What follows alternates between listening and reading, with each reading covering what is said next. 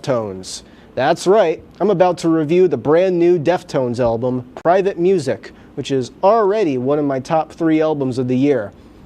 So, to start off, let me give you some background on the Deftones for those of you who have to be living under a rock and don't know who they are. They are an alternative metal band hailing from Sacramento, California, and they are currently featuring guitarist Stephen Carpenter, drummer Ave Cunningham, keyboardist Frank Delgado, and the larger-than-life vocalist Chino Moreno. And for this album, they are also joined by their current touring bassist, Fred Sablon. So I'll now give you a very brief rundown on the band's history. Formed all the way back in the late 80s, they signed with Maverick Records, where they gained a critical and commercial following through the release of their first 2 albums, Adrenaline and Around the Fur. In 2000, they released White Pony, which was met with widespread critical acclaim for its genre-bending sound that set it apart from other new metal bands at the time. Following releases, such as their self-titled album and Saturday Night Wrist, saw them further delving into this new shoegazy sound they created. In 2010 and 2012, following the tragic injury and eventual passing of original bassist Chi Cheng, rest in peace, the band dropped Diamond Eyes and Koi no Yoken respectively. I personally consider this era to be the peak of the Deftones' sort of dreamy, shoegazy sound. 2016's Gore and 2020's Ohms saw the band go in a different direction, a more spacey, sonic direction that was still popular among devoted fans, but it certainly divided critics. Getting into the track-by-track review, we start with My Mind is a Mountain, a thunderous opener that automatically inserts Deftones' spot on the throne of alternative metal. The riffs are loud, but not overly aggressive, and Chino Moreno's dynamic vocals ranging from cleans to screams also stand out on here. I also got to give credit to Delgado's synths, which on this track and the record as a whole add an important layer of sonic depth that gives it this magical, mountainous quality. Locked Club sounds very interesting. It doubles down on the heavy riffs with some very bold spoken word lyrics from Chino, but overall, it's not my favorite. The next track, Edyssis, originally didn't land with me, but upon recent listens I've grown to appreciate it. It's got these really awesome, heavy sort of Stephen Carpenter riffs, but also a really beautiful soundscape from Delgado's synths. Up next is Infinite Source, and if Deftones were to have dropped a 3rd single from this album, then this would be the one. It's less heavy and has more of this dream pop sort of sound, peaking with this infectious chorus with introspective lyrics. Souvenir is not my favorite off the album, but it's still a very enjoyable track. Clocking in at over 6 minutes long, it's the longest track on the album and one of the longer songs in Deftones' discography, largely in part due to the needlessly long ambient outro. Oh man, this sort of made the song feel a little bit tedious and kind of a bore. CXZ snaps the record out of that ambient daze, though, with these really aggressive riffs and the dreamy synth soundscape that we're used to seeing. I Think About You All the Time is a beautiful example of the quiet, soft dynamic that Deftones employs a lot. It starts slow, but then it explodes into these thick guitar layers. But the lyrics here are easily the standout. They're very positive, and I'd say even very uplifting. Like someone with their share of demons finally realizing they found inner peace. All right, Milk of the Madonna. Wow, what an amazing track. This is the second of the 2 singles from the album. It's heavy, fast, aggressive, yet it's still so incredibly ethereal. Chino's lyrics on the song also are really fantastical, and they go with the music to paint this really apocalyptic scenery. The music really reminds me of Swerve City from Koi no Yoken with its upbeat tempo and roaring guitars, but still during that bridge, it has that guitar solo. That's what that track reminds me of. But this track is far better than even that song. I'd say it's one of my top 10 favorite Deftones songs. Cut Hands incorporates the sort of spoken word / rapping delivery from Deftones' early albums. I don't think it really lands with me for this song, to be honest. But on the other hand, Metal Dream is a really beautiful track that opens with basically the same thing, just rhythm and spoken word, before it blasts into a beautiful chorus with this really nice wall of sound. The lyrics here are really romantic and ethereal. I know some people are not as big on this one, but I gotta give it credit because everything here flows very smoothly. Departing the Body has sort of an ambient sort of intro that leads into a quiet guitar melody. With how low Chino's voice is in this opening lyrics, you think you'd be listening to the baritones. Get it? Because baritones and Deftones. But jokes aside, this song is amazing. The chord progressions are simple and beautiful, and the lyrics are still fictitiously powerful as you'd expect. The loud, soft dynamic is also really effectively done here, much like a lot of the other tracks. Talking about the record as a whole, I think it's the best thing Deftones has put out since Koi no Yoken. It's musically diverse, but still concise for the most part. For a band that has more or less had the same sound for the past 25 years, it's really amazing how they still manage to put out fresh-sounding material. I mean, there are some songs on here that are worse than others, but none of them seem out of place on this record. Chino's lyrical prowess really shows on here as well. The lyrics, which largely deal with mental health struggles, are very abstract in a poetic sort of way that I really relate to. Instead of literally saying what's on his mind, his lyrics allow you to truly feel what... I'll give it an 85 out of 100. No Alternative will be back right after this.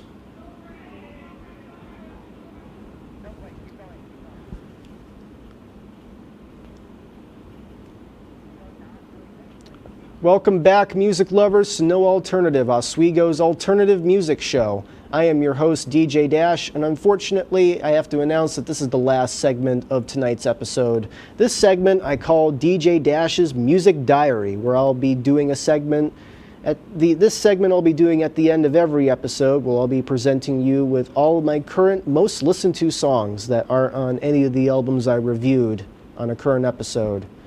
Alright, so the first song I have is Forest by System of a Down. For those of you who are in the alternative and metal communities as a whole, this band really needs no introduction.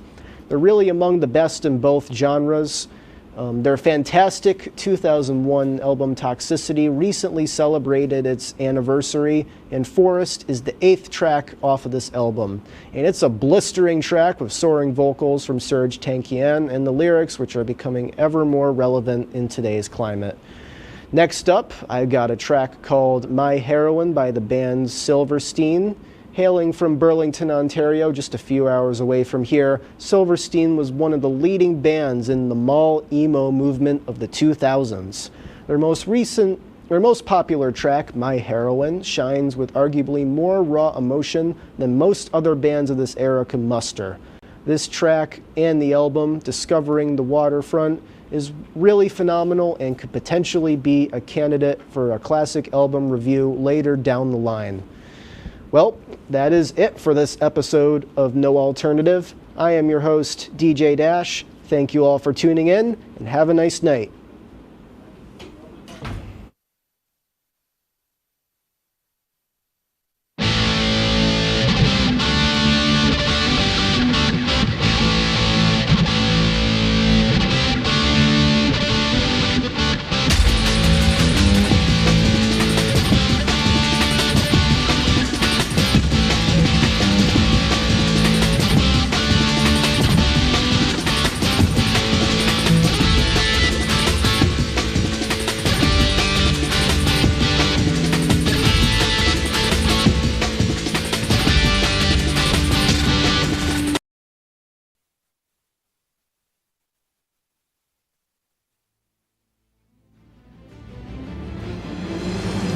Tonight on WTOP-10 Nightly News, a newborn baby was found wrapped up at a New York City subway station.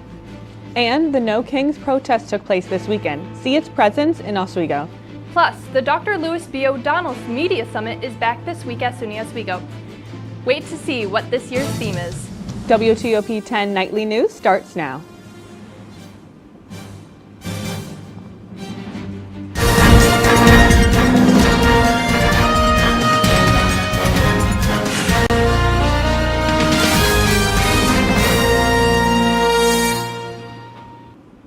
Good evening, and thank you for joining us. I'm Eliza Hopkins. And I'm Hannah Katz. The 21st edition of SUNY Oswego's Lewis B. O'Donnell Media Summit will take place on Thursday in the Hewitt Hall Ballroom. This year's panel will include Gabriel Almanzar, a 2005 graduate who is currently the Vice President of Creative and Editing Operations at CBS News. He will be joined by 1994 graduate Barry Gleiner, a Director of Post-Production for Warner Bros. Also in attendance will be Kim Abandondolo, a 2016 graduate and producer for MSG Networks.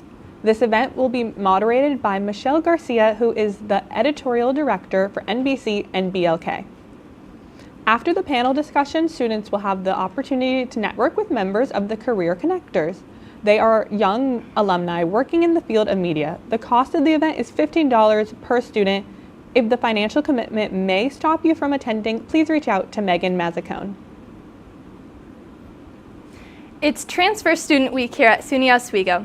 Today, the week kicked off with grab-and-go coffee and snacks in Marano Campus Center, and the next event is Transfer Student Pop Culture Trivia.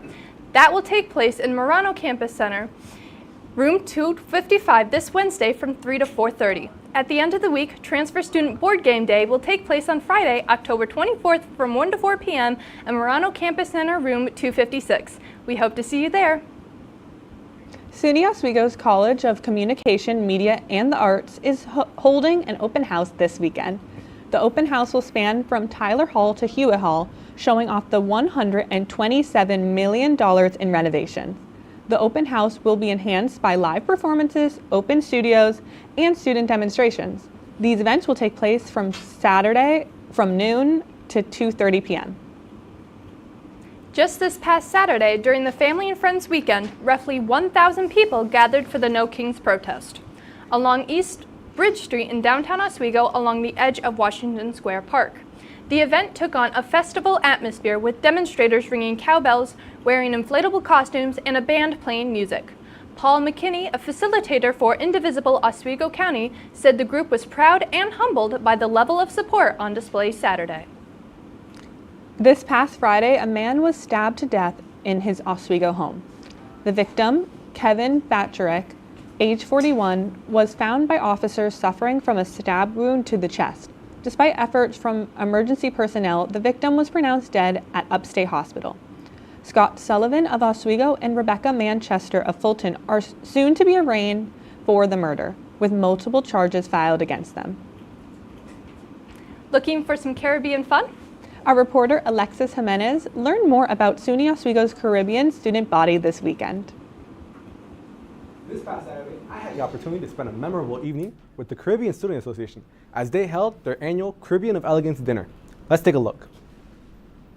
In the Sheldon Hall Ballroom, the Caribbean Student Association hosted their yearly formal dinner.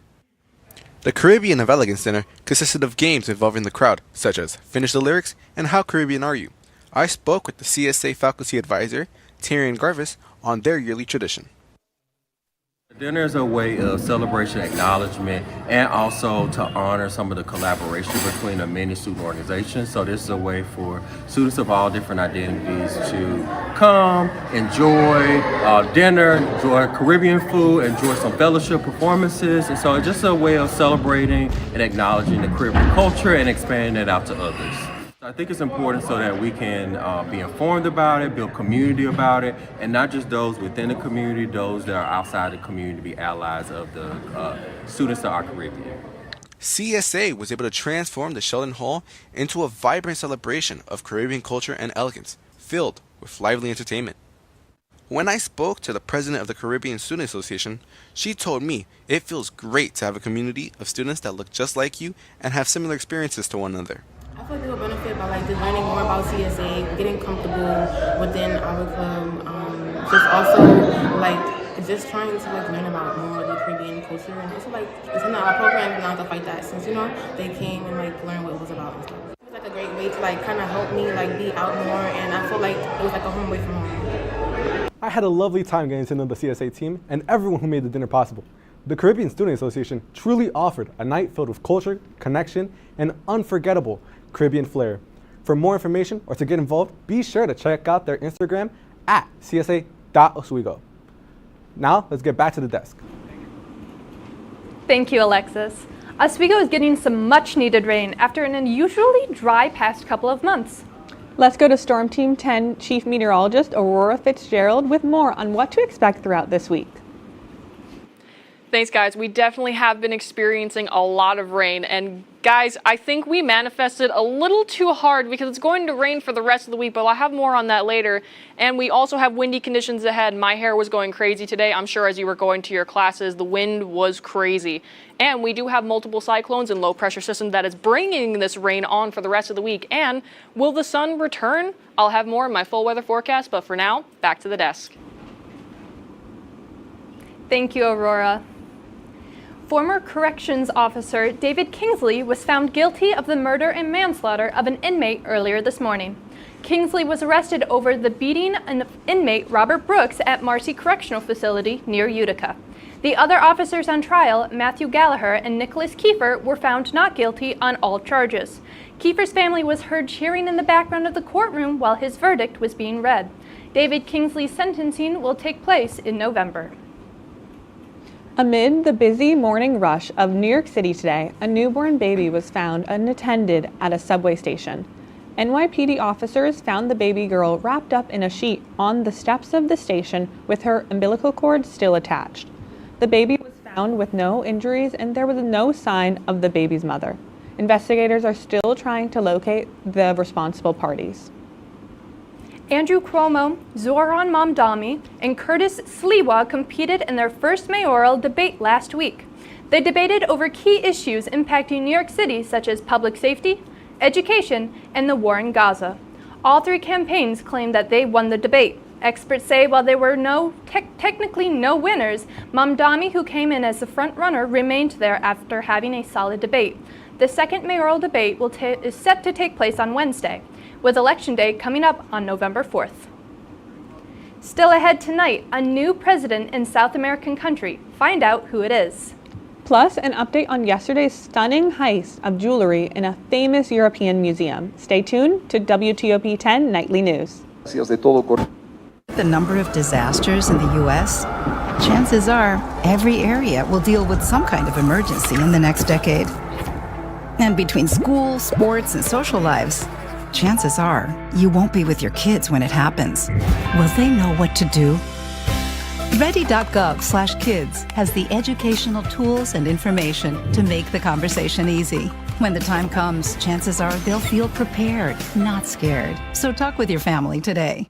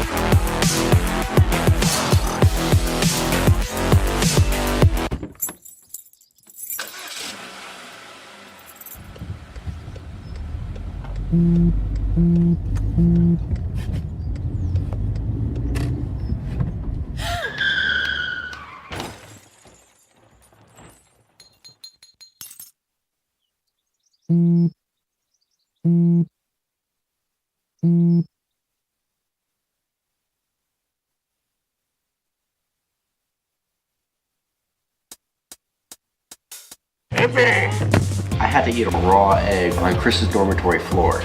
I currently don't have any federal pending charges. You know what you never did? You never walked to Walmart, Chris. That's my co-host. This is for making me eat roast Pop-Tarts. It's showtime, Chris. Come on. I want to be on the air for that. I got a couple things to say. No. Spin the wheel. But you got censorship. Welcome back. Welcome back. Welcome back to...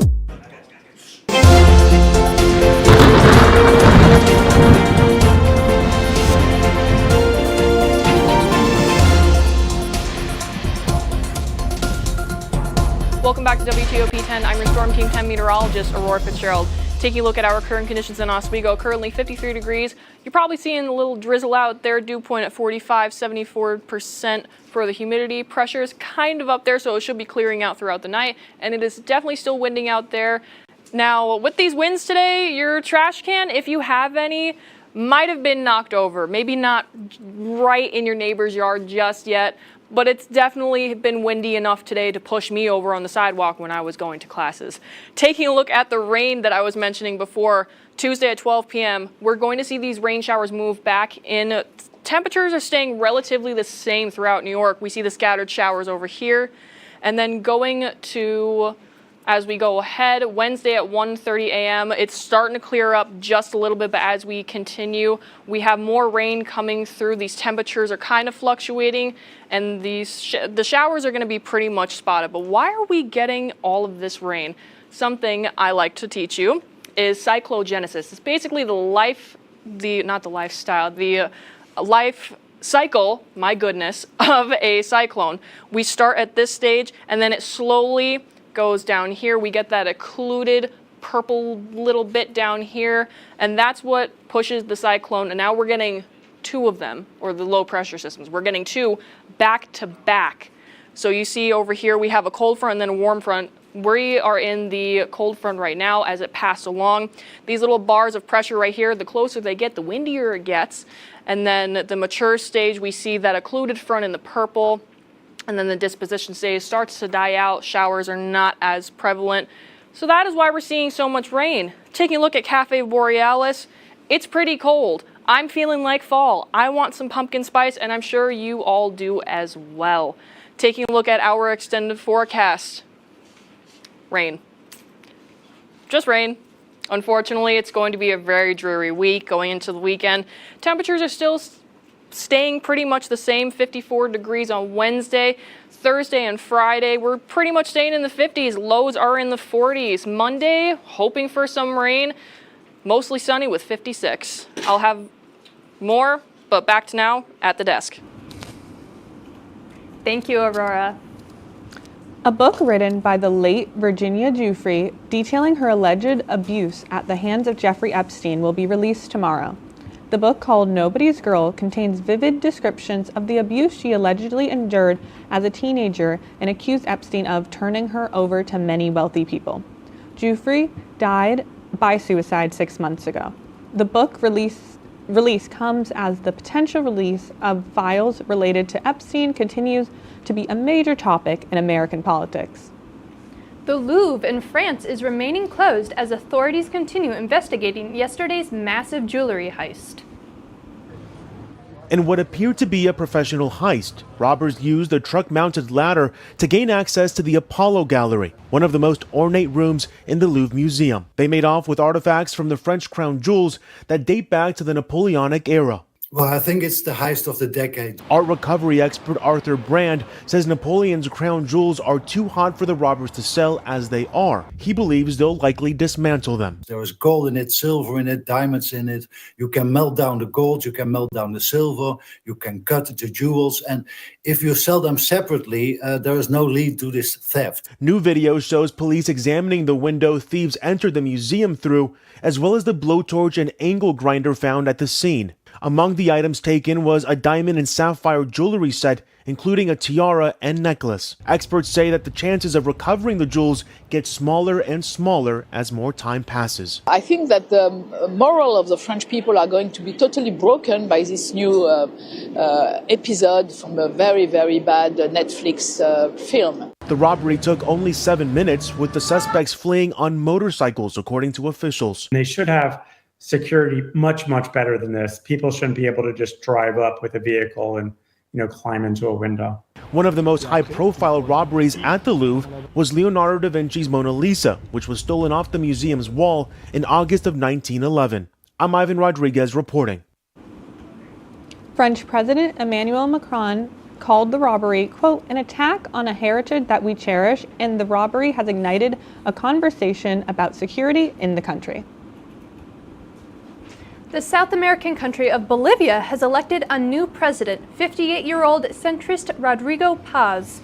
Paz defeated conservative rival Jorge Tudo Quiroga by 9 points, ending 20 years of leftist rule in a country facing a deep economic crisis. Paz thanked Tudo for accepting the results and called for the country to increase international collaboration. Paz said he spoke with the U.S. government regarding future cooperative agreements. Hindu and South Asian communities around the world are celebrating the start of the holiday Diwali. The Festival of Lights is a religious and cultural celebration that began as a religious mark of the triumph of light over dark.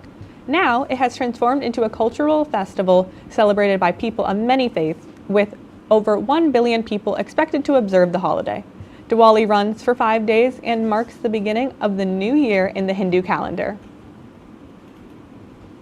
When WTOP-10 Nightly News continues, a major recall on burritos and wraps. Find out why.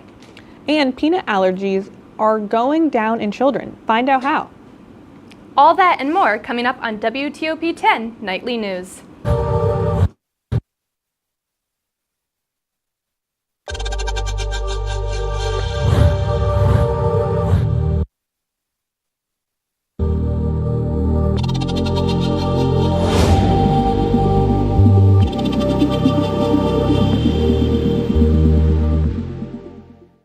Say, President Stanley, whenever there's bad weather, who would you turn to? I'd turn to Storm Team 10. No, but you've got to say it like this. Storm Team 10. Say it with me. Storm Team 10.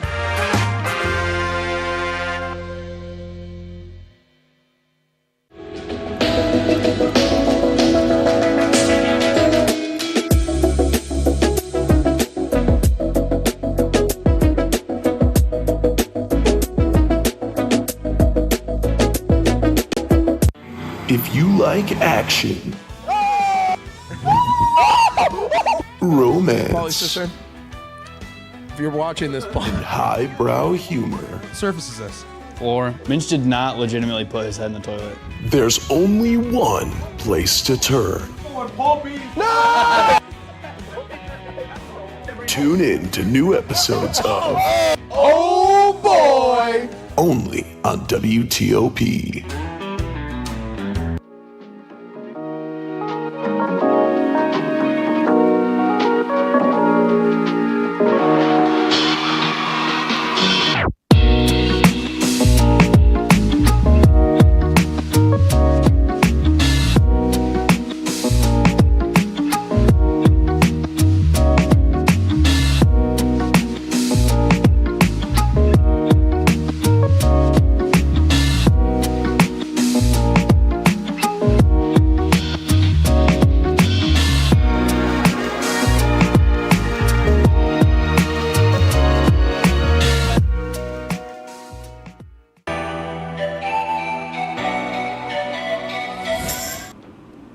Welcome back to WTOP-10 Nightly News. In consumer news, Amazon reported a major outage on Monday that took down numerous major websites.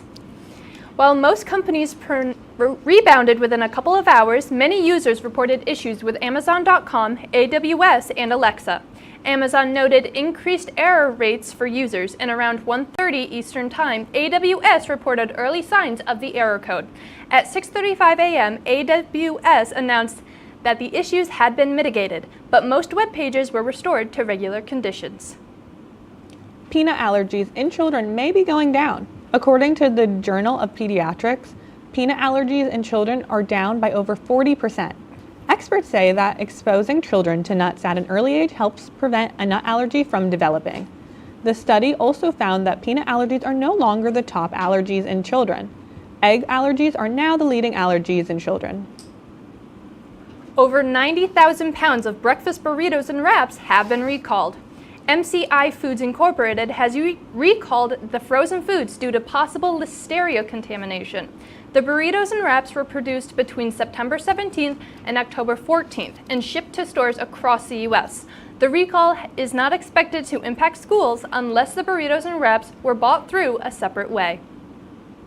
For the second time this year, the FDA has issued a recall for shrimp that may contain radioactive material.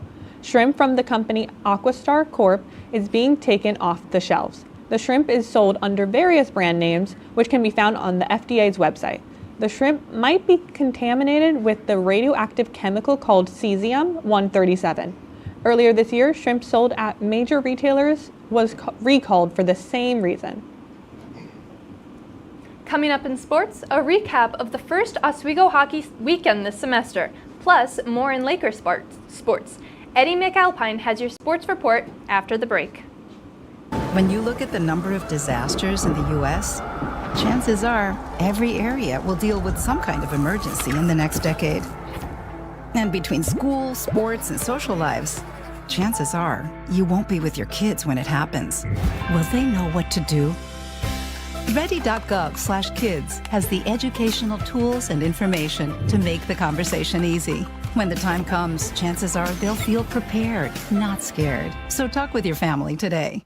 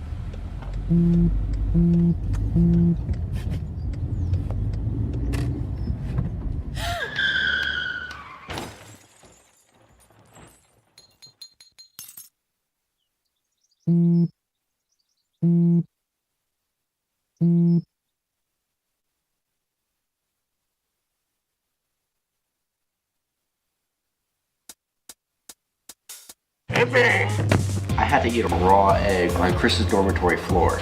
I currently don't have any federal pending charges. You know what you never did? You never walked to Walmart, Chris. That's my co-host. This is for making me eat roast Pop-Tarts. It's showtime, Chris. Come on. On the air for that. I got a couple things to say. No. Spin the wheel. But you got censorship. Welcome back. Welcome back. Welcome back to... It was a top shelf goal to get the Lakers season started. The women's hockey team started their season strong on Saturday, taking down St. John Fisher right here at the Deborah F. Stanley Arena. A scoreless first period led to a productive second period just seconds before intermission. It was first-year Lauren Riccobelli. She scores from distance as the Lakers capitalize on the power play. It was 2-0 Lakers after 2 periods. However, in the third period, the Cardinals looked to stay in it. After moving the puck around and looking for an outlet, the Cardinals advanced past the neutral zone for the 2-on-1 fast break. As they score, St. John Fisher records their first goal in program history. As they trim the Oswego lead to just 1, it's now 2-1 Lakers in the final period. Despite the pressure, it took the Lakers just seconds to counter the Cardinals. The following faceoff was taken and buried in the back of the net. Lakers score their third and final goal of the night en route to their first win of the season. Lakers take down St. John Fisher. Final score from the Deb, 3-1. And welcome back to WTOP-10 News with your sports report for tonight. I'm Eddie McAlpine. It's officially hockey season, and the Lakers wasted no time getting hot on the ice this weekend as they dominated the St. John Fisher Cardinals as well on Saturday. Coming off an impressive campaign last season, the men's hockey team carried that momentum into the first exhibition game of this season, scoring 5 goals in the first period alone. It was junior defenseman Travis Baker with a one-timer just 3.5 minutes in to get the scoring going. The beginning minutes of the second period followed suit. The Lakers added 2 more goals, extending their lead 7-1 through 2 periods of play. Oswego went on to win this one 8-3. They return to the Deb next Saturday to take on Nazareth at a puck drop set for 7 p.m. Well, unfortunately, not all Lakers teams found success this weekend. On Friday, the women's tennis team lost to Cortland in the opening round of the SUNY tournament. They fell 4-3 in a back-and-forth match. However, it was the Red Dragons rallying with wins at the top and bottom of the lineup to help them advance to the next round. The Lakers looked to rebound on Sunday with a non-conference match with Damon College, but despite a strong effort and standout performances, they fell short, to the Wildcats ultimately ending their season. That's all for Lakers tennis until 2026. Now to the baseball diamond. Last night, the Toronto Blue Jays hosted the Seattle Mariners for Game 6 of the ALCS. With their season on the line, the Blue Jays showed up to play, led by slugger Vlad Guerrero Jr. and rookie pitching sensation Trey Savage, as they took down the Mariners 6-2 in a must-win game. The Blue Jays and Mariners are currently playing in Game 7, with the winner advancing to the World Series. They are once again in Toronto for the elimination game. Now shifting to the Sunday slate of NFL football, the New York Jets took on the Carolina Panthers yesterday afternoon in a low-scoring Week 7 matchup. The Jets have struggled so far this season and did not look good against the Panthers as they dropped this one 13-6. The headline of this game was the quarterback play on both sides. For the Jets, Justin Fields was benched for veteran backup Tyrod Taylor, and for Carolina, Bryce Young was injured and replaced by longtime starter Andy Dalton. Jets fall to 0-7. They will take on the Bengals next Sunday at 1 o'clock. Now to Mile High Stadium in Denver, where the New York Giants traveled for their Week 7 matchup with the Broncos. Led by sensational rookie Jackson Dart, he'll run play action here. You can see there's the packed house in Denver. Giants-Broncos Week 7 is going to be a great matchup. Here's Dart now leading the Giants. He'll run play action and step up in the pocket to launch one deep downfield. That one a long touchdown to the tight end, Daniel Bellinger. A 44-yard rocket from the QB, his first of 3 touchdowns on the day. Giants lead 7-0 after that one. Giants now in the second quarter, they'll get it back. It'll be a 3rd and 11 in the red zone. It's a screen pass to rookie Cam Scadaboo, as you see here. Dart will drop back and dump it off to the running back. He'll take it along to the end zone following blockers in front. He'll weave his way into the end zone to further solidify his rookie campaign, giving the Giants a 13-0 lead early. New York now looking good through 2. But Bo Nix and the Broncos get it back. They'll need to get something going here as they're down 2 scores. You see Scadaboo punch it in one more time. What can Nix and the Broncos get done as they're down here in the second quarter? It's 4th and goal. He'll dump it off to Cortland Sutton, who gets stuffed by Dane Belton. A great defensive play from the Giants secondary to hold the Broncos at the goal line. Belton's fired up, and understandably, as the Giants now hold that lead. However, despite holding the lead for most of the game, the Giants allowed the Broncos to score 33 unanswered points in the 4th quarter, and Denver goes on to win this one. 33-32 was the final. Despite an impressive performance from Jackson Dart, the Giants now move to 2-5 overall. That's an early Game of the Year candidate for me. Unfortunately, that's all the time I have for now. Stick around for more WTOP-10 nightly news after this.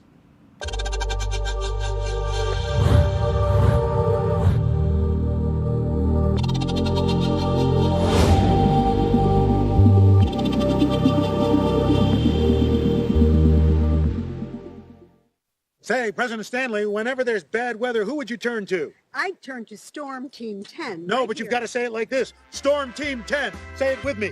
Storm Team 10.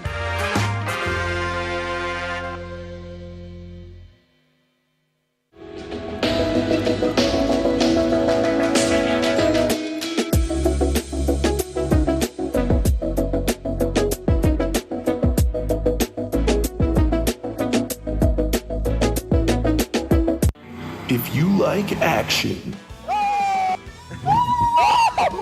romance, If you're watching this, and highbrow humor, Surface is this. Floor. Minch did not legitimately put his head in the toilet. there's only one place to turn. Tune in to new episodes of oh boy! only on WTOP.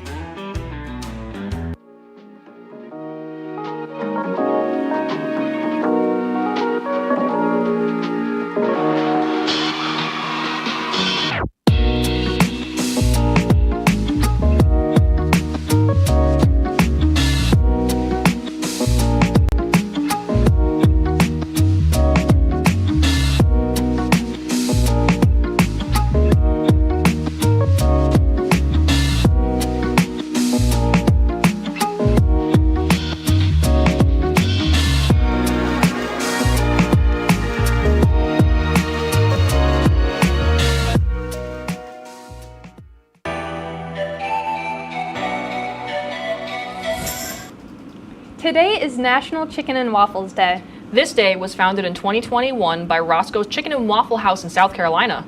The day has stuck for the past 4 years. The best way to celebrate is to enjoy a nice plate of chicken and waffles. That does look pretty good, guys. I love a good sweet and savory mix. You think the dining hall will ever have that one? Maybe. Maybe. Hopefully. That's our report for tonight. Be sure to stay tuned for the DK experience. Thank Have you a for great watching. night, everyone.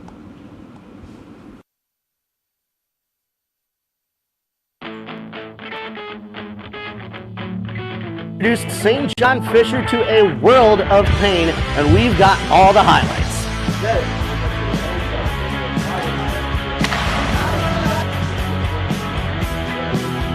After that, first-rounder Matthew Schaefer has been setting records for rookie seasons after just passing his 18th birthday. How's he doing so far? And finally, the lone team still winless, the San Jose Sharks.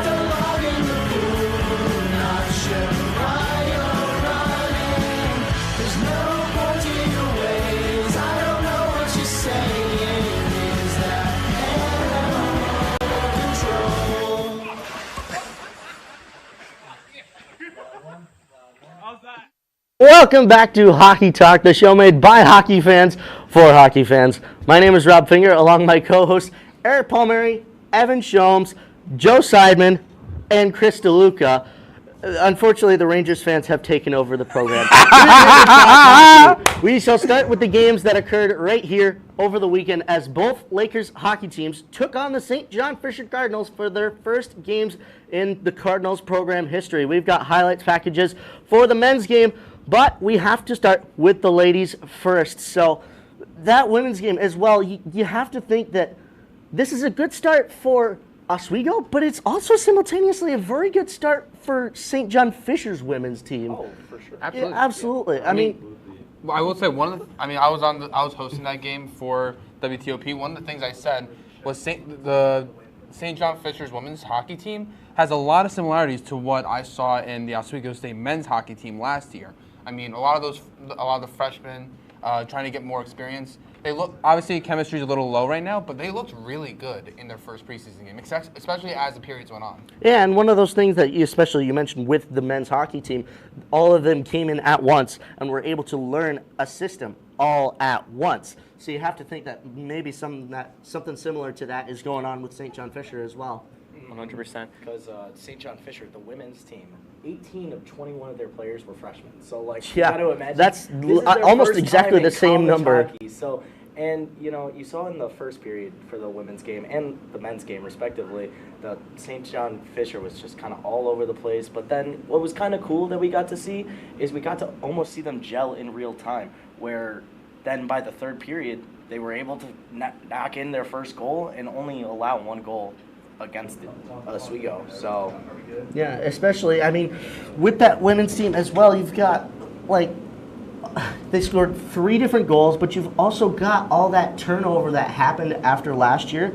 You had all these players that were coming in from, different places to fill in gaps. Notably, one that I do want to talk about is Helen Van Dam, number 3. She got the C from Mac Hall from last year, and that is a heck of some boots to fill after Mac Hall was just so utterly dominant for the Lakers while she was here, and especially as well in the goaltending department as well. Mia DeVivo having to fill in for Lexi Levy. I mean, how do we think that Mia did in this one game here? Those are tough shoes to fill. Obviously, Levy did so much for the Oswego program, but DeVivo in her first start, she looked really good. Like, obviously, you take it with a grain of salt with St. John Fisher. I mean, that's so many components just all coming together at once for them. But DeVivo looks solid. So yeah, I mean, excited to see what she does against Nazareth. And shifting over to Van Dam, I mean, obviously Mac Hall was huge for this Lakers team, but Van Dam, like last year, don't make no mistake, she was also an integral part into that team last year. So I mean, it's the obvious choice to give her the C, and especially with those non-seniors coming up, whether they are seniors or they're sophomores or juniors. I mean, Van Dam, DeVivo. I mean, there's just huge impacts on this team and they're going to be able to help lead these 12 new freshmen for the Lakers into how they run their team. That's the thing as well. Very inexperienced team for Oswego, but they didn't look like it yesterday. They looked very experienced. Yeah, absolutely. I mean, especially with those somewhat new players, you had that time in the beginning of the season to get practicing and kind of teach all these systems as well. And you have to think that, I use the term elder statesman, but I mean, I have no other term to use, but you have to think that those players are the ones that are showing them, like, yeah, this is how Oswego hockey works. And it worked perfectly for them. 3-1 was the final between the Oswego Lakers women's hockey team and the St. John Fisher Cardinals. Now, we'll head into the men's game. We've got the highlights coming up right here on screen for you from that whole game here. It was a heck of a blowout, so we'll run them highlights. The Oswego State Lakers taking on the St. John Fisher Cardinals for the first men's game in their program history. We'll go to the first period here, about 16 minutes in, wrapping it back around, then back to the top for Travis Baker. What a goal that was, just rifling it into the back of the net. And then we go later into the period, 3-0 Oswego here, but we've got a chance for the Cardinals, and the first goal in their history scored right there on Brandon Milberg. 3-1 Oswego here with 3 minutes left to go. Sending it right back in, walked in, passed back towards the center, and another goal here for the Oswego State Lakers. Justin Ryan on that one. What a goal scored, putting them back up at a 3-goal lead. We'll go back here on a power play. Quick shot and scored. This one, Matt McQuaid. What a goal from right in the high slot. And we'll go back here. Watch one of the quickest goals you've ever seen. Nicholas Miller right off of the turnover in the slot once more. It's now 6-1 Oswego. Now get ready for about the weirdest goal you've ever seen. This one bounces off of the back of the inside of the goal and bounces right out. But it's a 7-1 game for Oswego, courtesy of the magician that is Matt McQuaid. Now we'll go back into the third period here, about halfway through, as Kai Soar comes soaring right in and is able to put one past the goaltender for Oswego.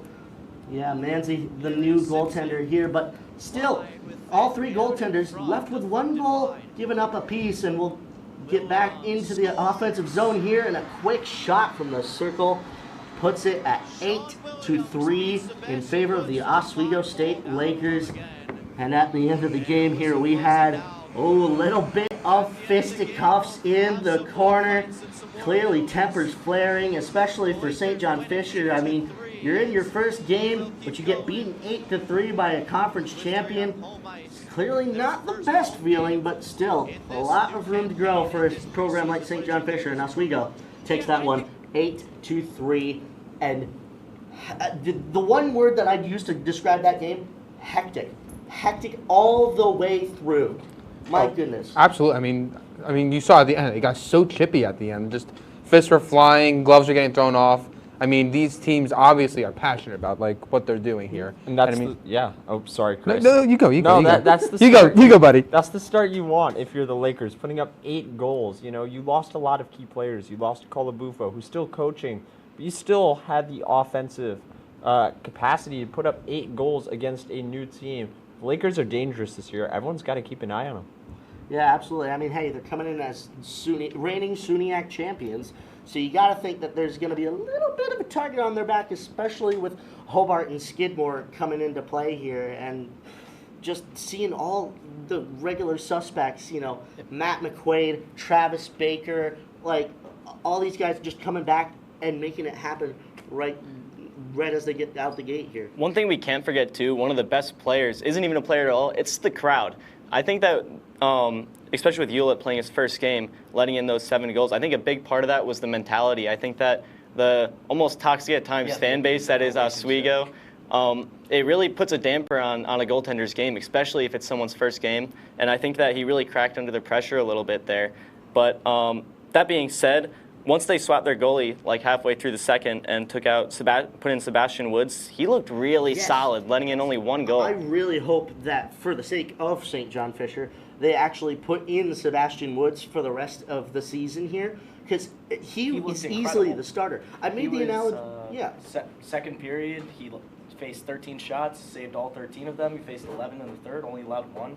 24 shots against, only 1 let in. I mean, that's night and day when you look at what Ouellette was doing. I was right there on the glass for that third period. He was making some impressive saves. So credit where it's due to Sebastian Woods. Well, don't go away, hockey fans, because we are just getting started. A slew of great hockey games happened in the NHL over the past 2 weeks, and we're here to discuss the best of them. We'll be right back here on Hockey Talk.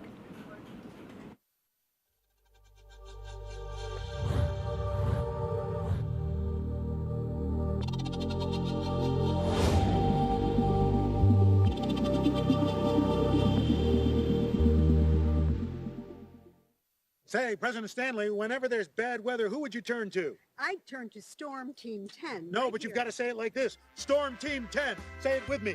Storm Team 10.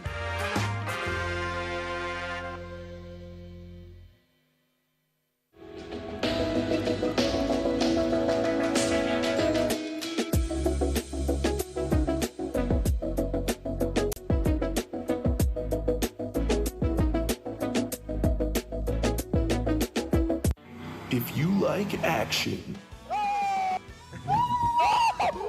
romance, If you're watching this, and highbrow humor, Surface is this. Floor. Minch did not legitimately put his head in the toilet. there's only one place to turn.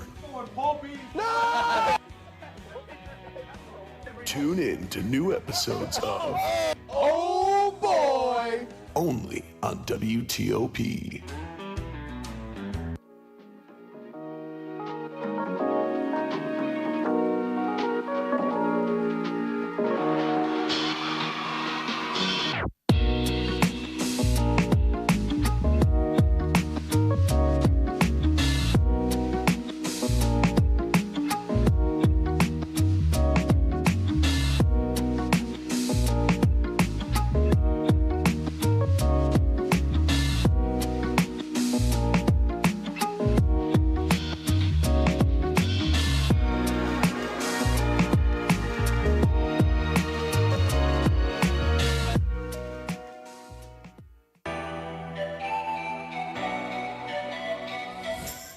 Welcome back to Hockey Talk, the show made by hockey fans for hockey fans. My name is Rob Finger, alongside Eric Palmieri, Evan Shomes, Chris DeLuca, and Joe Seidman. And I'm going to interrupt you for a second. The Rangers have just scored at home. We did not break the record.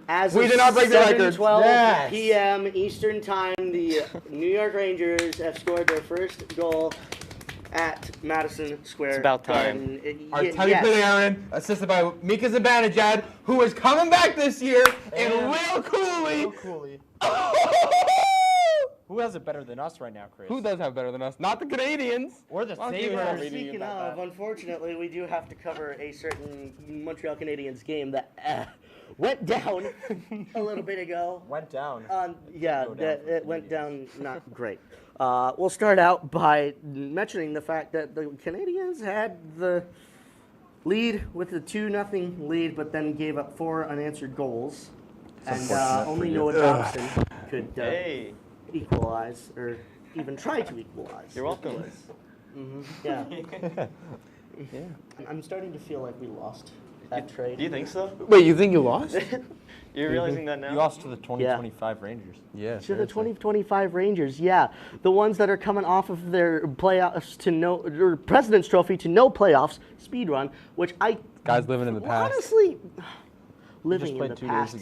Saying that to a Canadiens fan, saying that to a Montreal Canadiens fan who are looking towards the future with a very young core that are now locked down for the next 7 years. Can you say that about me? So you're going to be terrible for the next 1, 2, 3, 4, 5, 6, 7 years. No, we're not. No, I'm sorry. When you have bro, the future isn't now. The future's in the ground, dude. Yeah. The future is blue whenever the Rangers actually get through the conference finals. Blue, that's our color. Exactly. Blue's our color. When was the last time you got through the conference finals? What? 2014? Yeah. When was the last More time than the 10 Canadians years. were there? I don't know, 2021, buddy. The we COVID made it year. in No, the it doesn't 2020. count. It's the COVID year. Mickey Mouse. Mickey Mouse. It was fully Mickey Mouse. All right. But yeah, that game was so good. 4 unanswered goals.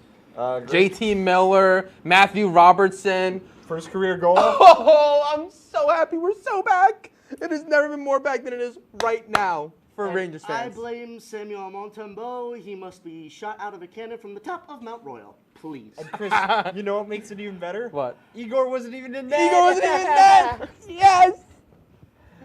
Yes, because Jonathan Quick is having a resurgence to the career that should have ended with the Los Angeles Kings. Anyways, I keep saying you should have ended, but anyways, Listen, the only thing that unfortunately, I hasn't do have to ended continue is the to Canadians say losing the streak. Rangers talk because a certain few people in here were in attendance for a game between the Rangers and the Sabres. Double Unfortunately. whammy. Yeah, we've got the picture right Oh here. my! And look at that guy on the end. He doesn't.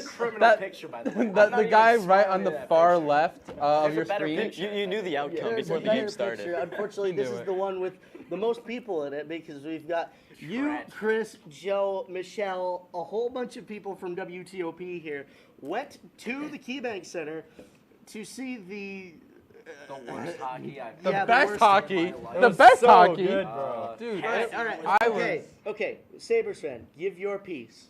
The passing was abominable. The offense was abominable. The defense was abominable. It all left Alex Lyon, who actually played pretty well.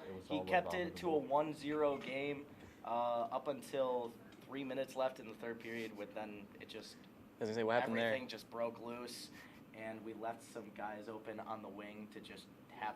There's a lot you left practice open. shooting on Lyon. You left the net open, bud. Yeah. A lot there, Eric. But really, the only good thing that came out of that was the goaltending. Other than that, booing was happening at the start of the third period. Yeah, and we do have to mention the one clip that happened at the end of that was actually went viral of a kid. Oh, the Sabres fan ranting. Yeah, no, that's I think basically we saw me that, in my didn't we? car to my Yeah, dad. I'm pretty sure. I'm pretty sure I heard some guy yelling like while we were walking out. I don't know. I was too Yeah. busy celebrating. One thing I do want to mention, he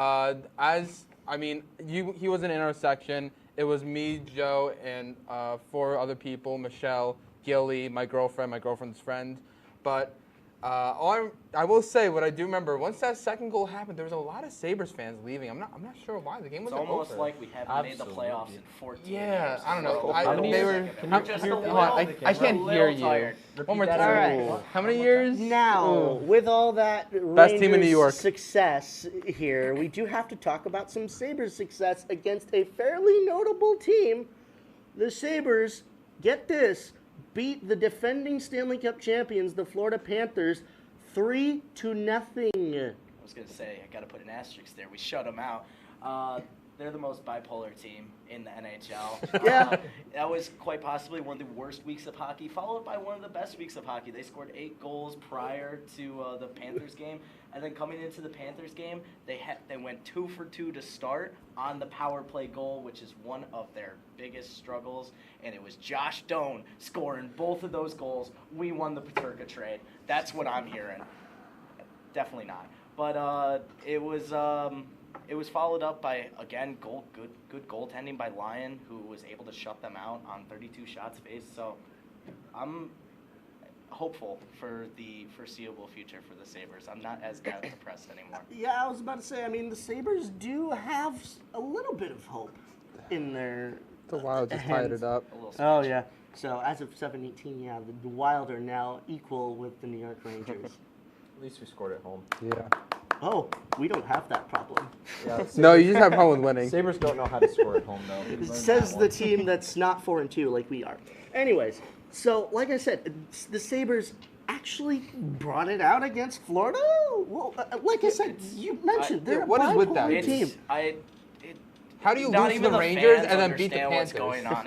It's really an abuse. I was about to Sabres say, how many hockey. paper Like, it's bags like, I'm so were done with overheads? hockey. We're selling tickets for $8. No, they were even and then for we're- $4, and then we- dude. yeah. They were for $4. Chris, we should go back out there, cheer on the Sabres. Oh yeah, let's go cheer on the Sabres. Maybe we can show You them can how to get a score a goal Sabres at home. ticket for I don't think cheaper they know than how a to do hot that. dog at a ballpark. Correct. That- Which I think is wild.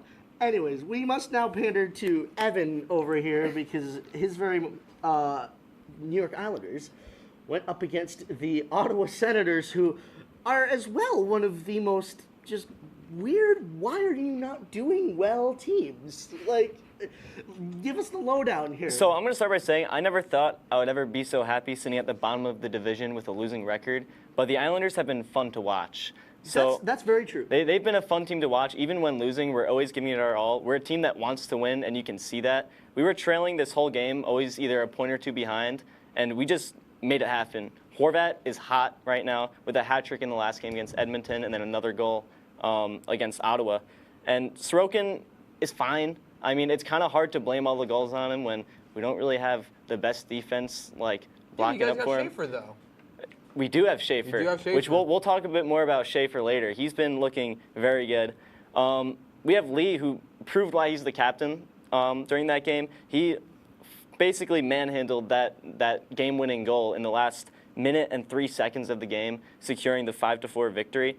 And honestly, it was a pretty fun game to watch. Yeah, I was about to say, especially when it comes down to, the last minute or so. Trust me, the Canadians know a little bit about that.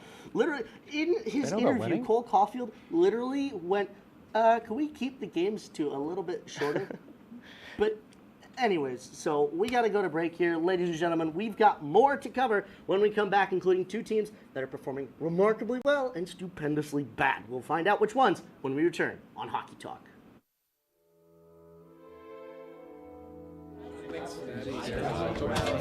Get rid of all the questions.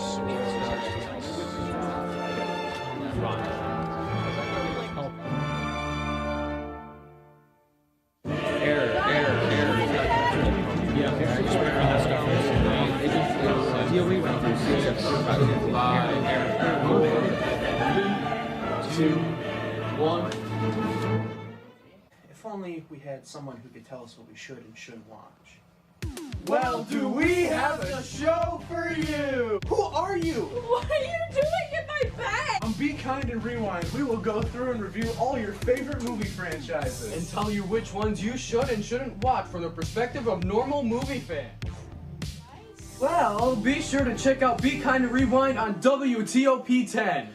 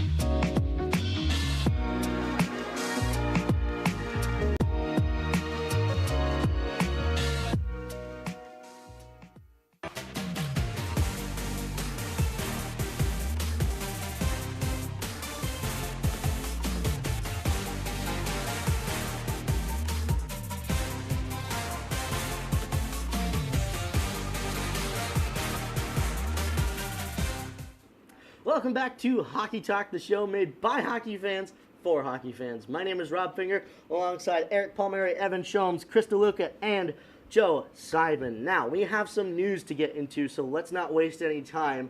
Matthew Schaefer, the first overall pick, is showing that he's actually a decent first overall pick. 100%. So Schaefer continued the 5-point game streak on the past game against Ottawa with an assist to Max Shabanov.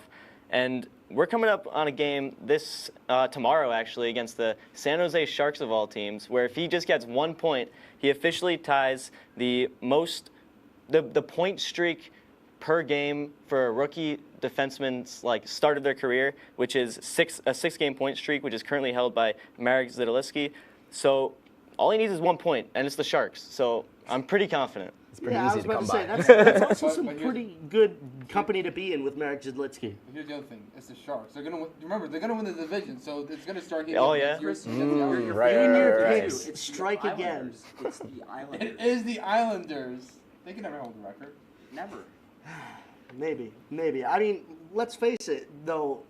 He's proved to be like a star pick. He is a player. Especially in the past couple of years. First overall picks have not been like the greatest. Yep. It's really impressive how one player can totally change how you watch a hockey game. Like last season and the seasons before, I can't lie, it's been a tough watch. But with adding this one guy to the roster, it's been an entertaining game every play. Absolutely. So next, speaking of those San Jose Sharks, they have still yet to win the game. Listen, it's all part of the strategy, all right? They got 2 points. Part of the strategy. You're going to have to do some serious explaining here, Chris DeLuca. Listen. Just like how the New York Rangers waited until the last minute to score a goal on home ice, the San Jose Sharks are waiting to get their first win before they go on an absolute heater. I'm telling you right now, 50-game win streak. Are you talking like 50-game win streak starting? Are you talking like a lose 3 straight, win 16 straight like That's what I'm Edmonton talking. was doing? Yes, that's what I'm talking. We're No, not- like the they're Predators not- did like in 2 years ago. They are not the Edmonton Oilers. They are not the Nashville Predators from 10 years ago. Rob, we need to acknowledge something too. And, you know, I love Chris DeLuca, but he told me before the season that the San Jose Sharks were going to make the playoffs. They're going to make the They've playoffs. let up 25 goals They're in going 5 games. Hey, it's Not- still not the to be that guy, but 25 they're goals going to make in the 5 playoffs. games. It doesn't matter how much you score. You need a goaltender that can actually do something. Scoring is not their problem. They're scoring, but when you're letting up like 6 to 7 goals a game, like it's over. You can't do anything with that. You never know. I mean, it's the San Jose Sharks. They've got one of the best vibes in the NHL, but vibes don't win you games. Yes, they as of can. yet. Yes, they can, and they will. Sharks All going right. on a 16-game win streak. that's why the Sabres- Book it. Speaking of That's why Book the it. Sabres winning haven't won games, teams, because the vibes. The Detroit Red Wings are finally showing that the Iser plan is working. No, it's not. It only took It's 5 or 6 years, Listen, right? listen, Collecting 5-game players. winning Hold on. streak. Before- And here's the thing: the only team to beat them is the Montreal Canadiens. And who beat the Montreal Canadiens? The New York Rangers.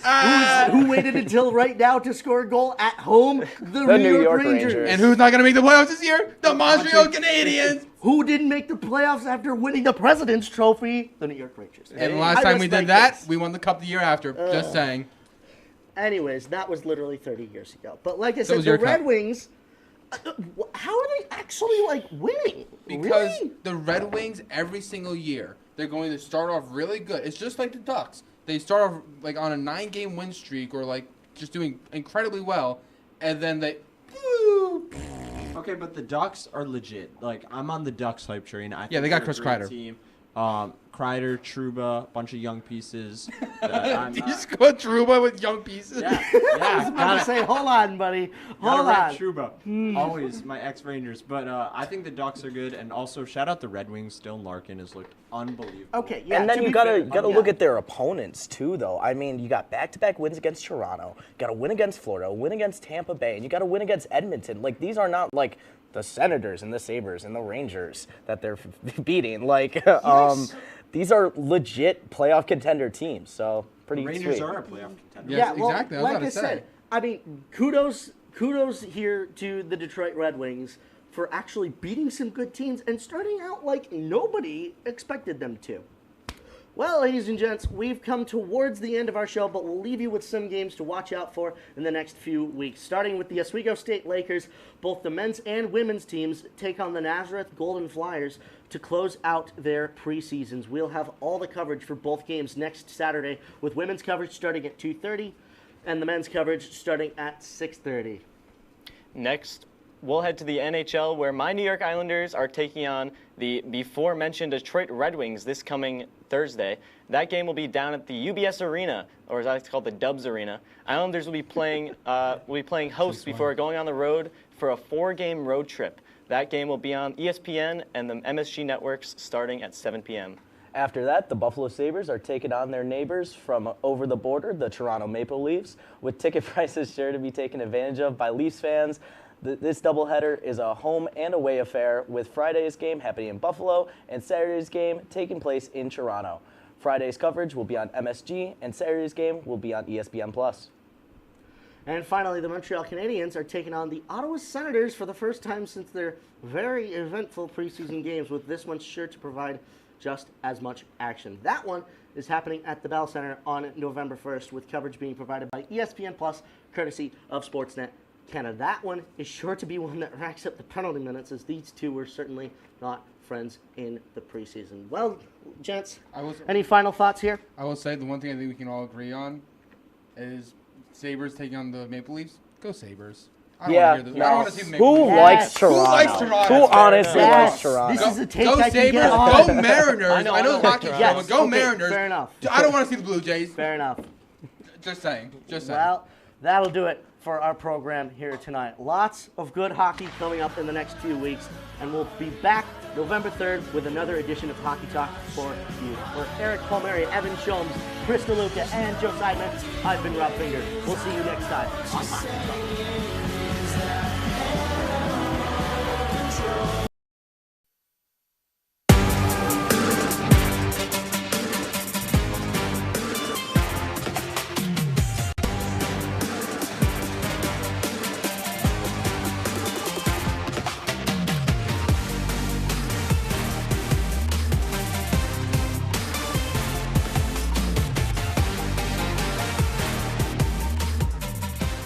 Welcome on into season 23, episode number 3 of Laker Connections, your only place for all things Laker sports. I'm Kenny Gerard, co-hosted by the somewhat likable Lucas McGarry. Come on. Now, Mr. McGarry.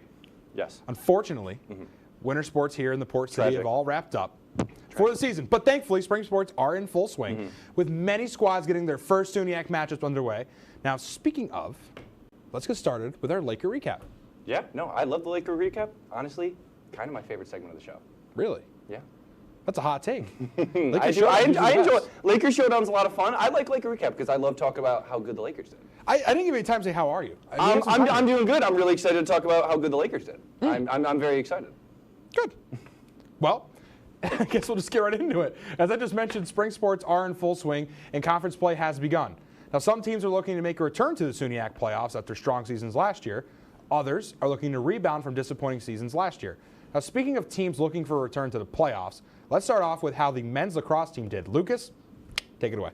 Yeah, how about it? Oswego kicked off conference play with a commanding 11-6 victory over New Paltz, setting the tone early and never looking back. Lakers jumped out to a fast start with 3 quick goals from Garrett Elston and Corey O'Connor. Although the Hawks responded with 2 goals, Oswego seized control by rattling off 5 unanswered scores to take an 8-2 lead into halftime. The second half saw a more balanced battle, with both teams adding 2 goals in the third quarter, including goals from Nate Ham and Corey O'Connor for the Lakers. Oswego's defense remained strong down the stretch, shutting down New Paltz's offense to secure the win and to start conference play on a very high note. Lakers starting off strong. Well, you can't go undefeated if you don't win the first one. You take a look at some of the stats here. 11-6, a good win for Oswego. They outshoot them, and they got more shots on goal. And look at that. Only 7 shots not on net for these Lakers. That's a winning recipe for this Oswego team. Now, we'll talk about later who they're going to play down the road. It's going to be a tough matchup in the next one. But what a good win for Oswego. Start off 1-0 in SUNYAC play, who have not played at home yet. Again, we're going to talk about that very shortly. But, Lucas, looks like it's going to be a good season for this men's team. Yeah, no, I love the efficiency here. Like you just said, they only had 7 shots that weren't on goal. That is peak efficiency. And in a game like that against the conference team, that is exactly what you want. I love it. Well, let's move on to the women's team now. The Oswego State women's lacrosse team looked to keep their SUNYAC record perfect, coming in at 2-0 in the SUNYAC against the Canton Kangaroos. The Lakers would strike first and take a commanding 4-0 lead in the first before Canton would respond, making it a 4-1 game. The Lakers would once again go on a run, and it was a good one. The Lakers went on a 6-0 scoring run to make the game 10-1 early in the second. The Lakers led 11-3 going into the half, and Canton was unable to mount the comeback. The Lakers would go on to defeat the Roos 15-4 and stay perfect in conference. The Lakers move on to 3-0 in the SUNYAC and 7-2 overall. Lucas, the Lakers have some serious goal scorers this season and look good early on. Now, what is working so well for this Lakers squad? Well, first of all, I just want to say I wish I could have appreciated this game more being there, but I was outside freezing the entire time. It was hailing, snowing, really bad wind. But regardless of that, I think that the way the Lakers have been playing these past couple of games has been absolutely phenomenal. They have been dominating teams recently by scores of 10+. They are regularly having that running clock going at the end of their games. They are consistently beating teams by huge amounts of margins, and I think that is really, really impressive to see. And I mean, you can't be any more excited than that, honestly. No, absolutely not. They're off to a great start and look to continue to be that way, Lucas. Yeah, no, 100%. But we're going to switch from the field now to the diamond. The Oswego baseball team hit the road Thursday for a 3-game series against the defending SUNYAC champion New Paltz Hawks and came up just short in a hard-fought 5-4 loss on Thursday. The Lakers struck first with 2 runs in the third inning, sparked by some aggressive base running. New Paltz answered with a run in the bottom of the half, taking advantage of a fielding error. After trading runs, Oswego pulled ahead 4-3 in the 6th on a pass ball, but the momentum shifted in the 7th when Dylan Restano crushed a 2-run homer to give New Paltz the lead. The Hawks bullpen shut the door with 3.2 innings of scoreless relief. Daniel Winchester led the Lakers offensively, going 3 for 4 with 2 runs scored, but a 9th inning double play ended Oswego's rally attempt. So a tough loss for them. We're going to talk about their next games, or that game coming up, but for right now, just about the game that happened. Unfortunate for the Lakers, but you got to have the bats wake up. You absolutely do. And this Lakers team, again, looking to get into those SUNYAC matchups. Alfred State is a good team. And, yeah, for Oswego, we mentioned it last episode that this team really needs to start getting the bats up and moving. And I think throughout the season, they just haven't really able to just connect on a lot of their shots and just not able to get it done. But let's move ahead now to the other diamond, the softball diamond. The Lakers were slated for a doubleheader matchup against Clarkson. In the first match, it was all Golden Knights. They took the game 1, 13-2. But Oswego's looking to bounce back in Game 2 of the doubleheader. Clarkson would strike first with an RBI single in the top of the first. The Lakers would strike back in the same inning, notching 2 runs in the bottom of the first. The Lakers would have a great fourth inning, scoring 3 off an RBI triple from Lillian Haggerty. They held up this lead all the way into the top of the 7th and final inning.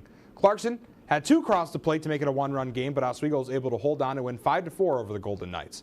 The Lakers improved to 5-8 on the season. Now, Lucas, after a couple of rainouts, the Lakers are looking to get into conference play. But what a way to hold on and win for Oswego here. I love the fact that in the first game, they obviously didn't have the best game, and then they decided, you know what, we're not going to let this affect us, and they came back even stronger, and they had a hard-fought victory, and you love to see it, and especially now with conference play coming right up, that is exactly what you want. You want to build that momentum, and I think now for them, they have a really, really strong case for it.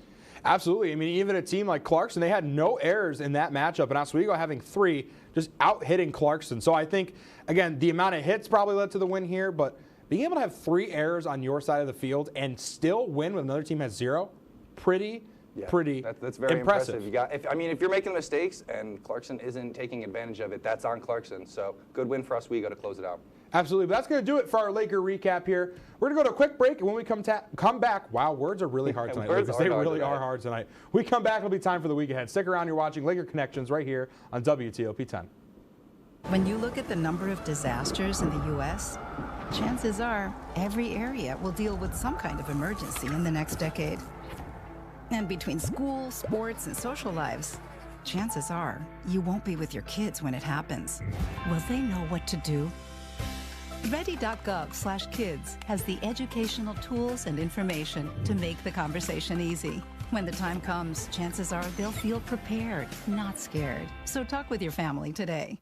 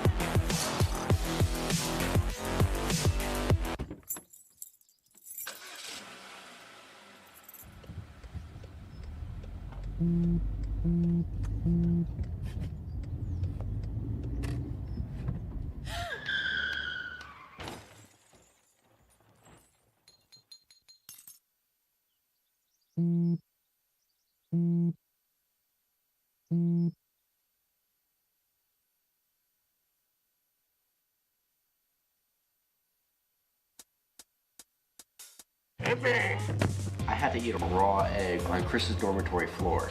I currently don't have any federal pending charges. You know what you never did? You never walked to Walmart, Chris. That's my co-host. This is for making me eat roast Pop-Tarts. It's showtime, Chris. Come on.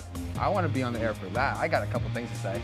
No. Spin the wheel. Oh, you got censorship. Welcome back. Welcome back. Welcome back to...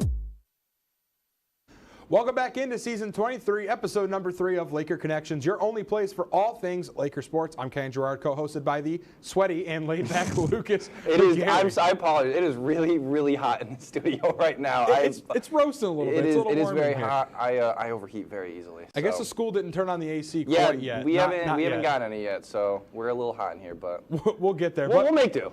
We have discussed the past, Lucas, and it is time to talk about the future.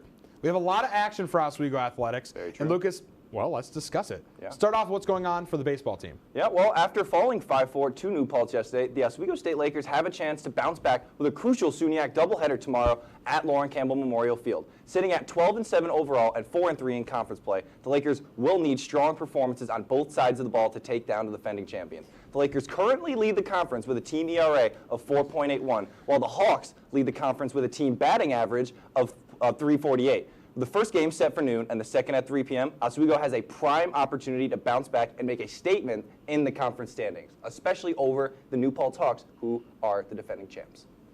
Yeah, a couple of tough teams in this conference between Cortland and New Paltz up there. It would be a statement win for Oswego. Again, we were talking about how they need to get the bats up and going here. They have a decent team average. The ERA low is not bad. So, I mean, It's going to be quite a determining game in a weird way. It's early on in the conference play. Still, I mean, we're after spring break, but it's still early in the conference. Still got about a month and a little bit of change to get into these conference matchups. We'll see how the Lakers can foe against this team. I think a win here would be great for them. I think that they can really put their name towards the top of the list and make an early push into the SUNYAC playoffs. But let's switch it now on over to softball again. The Lakers will head up to Canton, but not to take on the Kangaroos. Rather, they set their sights on the St. Lawrence Saints. Game 1 will start at 12 p.m. with Game 2 slated for a 2 o'clock start, but anybody who knows baseball or softball knows that's probably not what's going to start. Definitely not when it's Definitely not. Oswego sitting at 5-8 looks to improve to 7-8 before taking on a SUNYAC opponent down in Morrisville. The Saints sit at 7-5 on the season. This series comes after their first Liberty League matchup of the season against the Clarkson Golden Knights. Rain has been an enemy of this Oswego team with their last 4 matchups being rained out. This series is a makeup from March 29th, which was, of course, rained out. Lucas, with an exciting matchup for the Lakers, what are we looking for in this one? I'm just really excited to see a very, very close game. I think both of these teams have a lot to offer when it comes to pitching and hitting, and I think when it comes down to it, this should be really, really competitive. Both of these teams aren't struggling, but they're right near the 500 mark. Oswego slightly under, and St. Lawrence is slightly over. So for both teams, you have the different mindsets of Oswego's like, we've got to get that 500 point. You want to get there because that's where you start before you build up. St. Lawrence, you obviously want the opposite. You don't want to hit that 500 mark because you're already past it. So I think it's a very fun dynamic for both of these teams to be playing against each other now. And I think, like I said, it's going to be very, very competitive. Absolutely. Yeah, so now, I'm sorry, instead of we're going from the diamond now back to the field, where we're going to take a look at Oswego State women's lacrosse team. Clever. Looks to stay perfect in SUNYAC play as they take on the Oneonta Red Dragons this Saturday. The Lakers enter the contest with a strong 7-2 record, 3-0 in the SUNYAC, while Oneonta sits at 3-7, 2-1 in the SUNYAC. Oswego boasts an impressive offensive attack, averaging 16.2 goals per game compared to Oneonta's 13.2. Oswego also clears Oneonta in goals against per game, holding teams to just over 7 goals a game, while the Red Dragons allow almost 14. With both teams fighting for postseason positioning, this matchup should be very, very interesting. It got dark in here for a second. It did get dark. I don't know what happened. Well, again, we talk about this team being so dominant, and we've seen with that 7-2 record, 16.2 goals per game. That's crazy. And look at the shot on, and they're evenly matched up. This is an even matchup. I mean, Oneonta is still a very good squad. I think the record is a bit deceiving. Yeah, they had a couple of really, really tough, but also close losses that could have gone either way. So their record doesn't exactly show their talent level. They are a solid team. They are a solid team, and I think this will be a good one for Oswego. If they can pull away another victory here and move even farther into the SUNYAC, it's going to be a tough matchup coming up again. And Cortland just in their near view future, tough team that they've never beat, so we will see. But let's move on to men's lacrosse now, as the Lakers will take on the Potsdam Bears this Saturday at home, which is their first home game of the entire season. The Lakers are currently undefeated in the SUNYAC, sitting at, 1-0. The Bears sit at also 1-0 in the SUNYAC. After a trouncing of the Canton Kangaroos by a final score of 24-2, Potsdam comes in hot. This matchup is set to be a good one, an early SUNYAC matchup between these two squads. Potsdam comes in on fire. Now, Lucas, you think the Lakers can tame the flame and take down the Bears, or is this just a Potsdam team that's just too hot to handle for the Lakers? So last year, the Oswego essentially had the same scenario against Potsdam. Potsdam was hot last year, and then they came to Laker Field, and Oswego beat them in overtime. I was on that call. It was so much fun to watch. This Lakers team is full of surprises, and I really think they can, I think you said, put out the fire, quench the fire, whatever you want to say. Tame the flame, sure. I forgot what I said. It doesn't matter. Whatever you want to call it, I do believe that they can, so yes, they can. And I 100% think that this is going to be a very, very good game. It was very low scoring last time, so I don't know if that's going to happen this time, because obviously Potsdam, they average a crazy goal scoring. But I think Oswego has a very, very solid defense that can tame this flame, like you said. Absolutely. That's going to be all the time we have for our week ahead. We're going to go to a quick break, and when we come back, oh my God, again, I did the same thing. When we come back, it'll be time for a new segment here at Laker Connections called Way Too Early Predictions. We'll see you on the back half of the break. Stick around.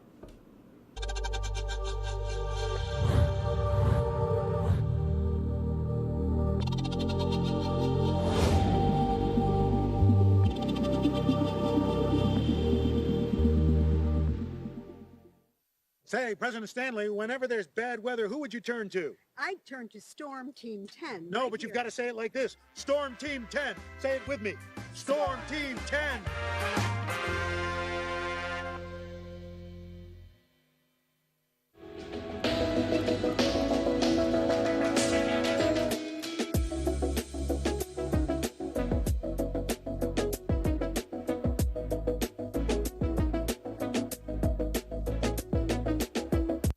If you like action, romance, If you're watching this, and highbrow humor, surface is this. Floor. Minch did not legitimately put his head in the toilet. there's only one place to turn. No!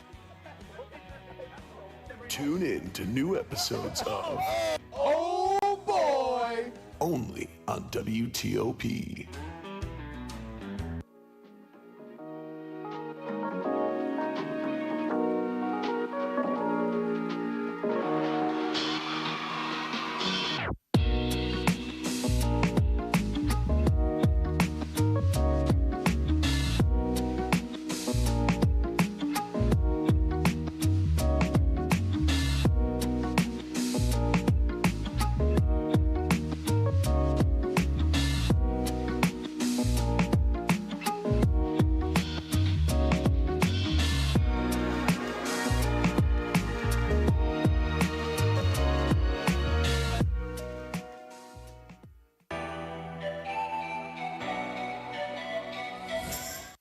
Welcome back into season 23, episode number 3 of Laker Connections, your only place for all things Laker sports. I'm Ken Gerard, co-hosted by the large-hearted Lucas McGarry.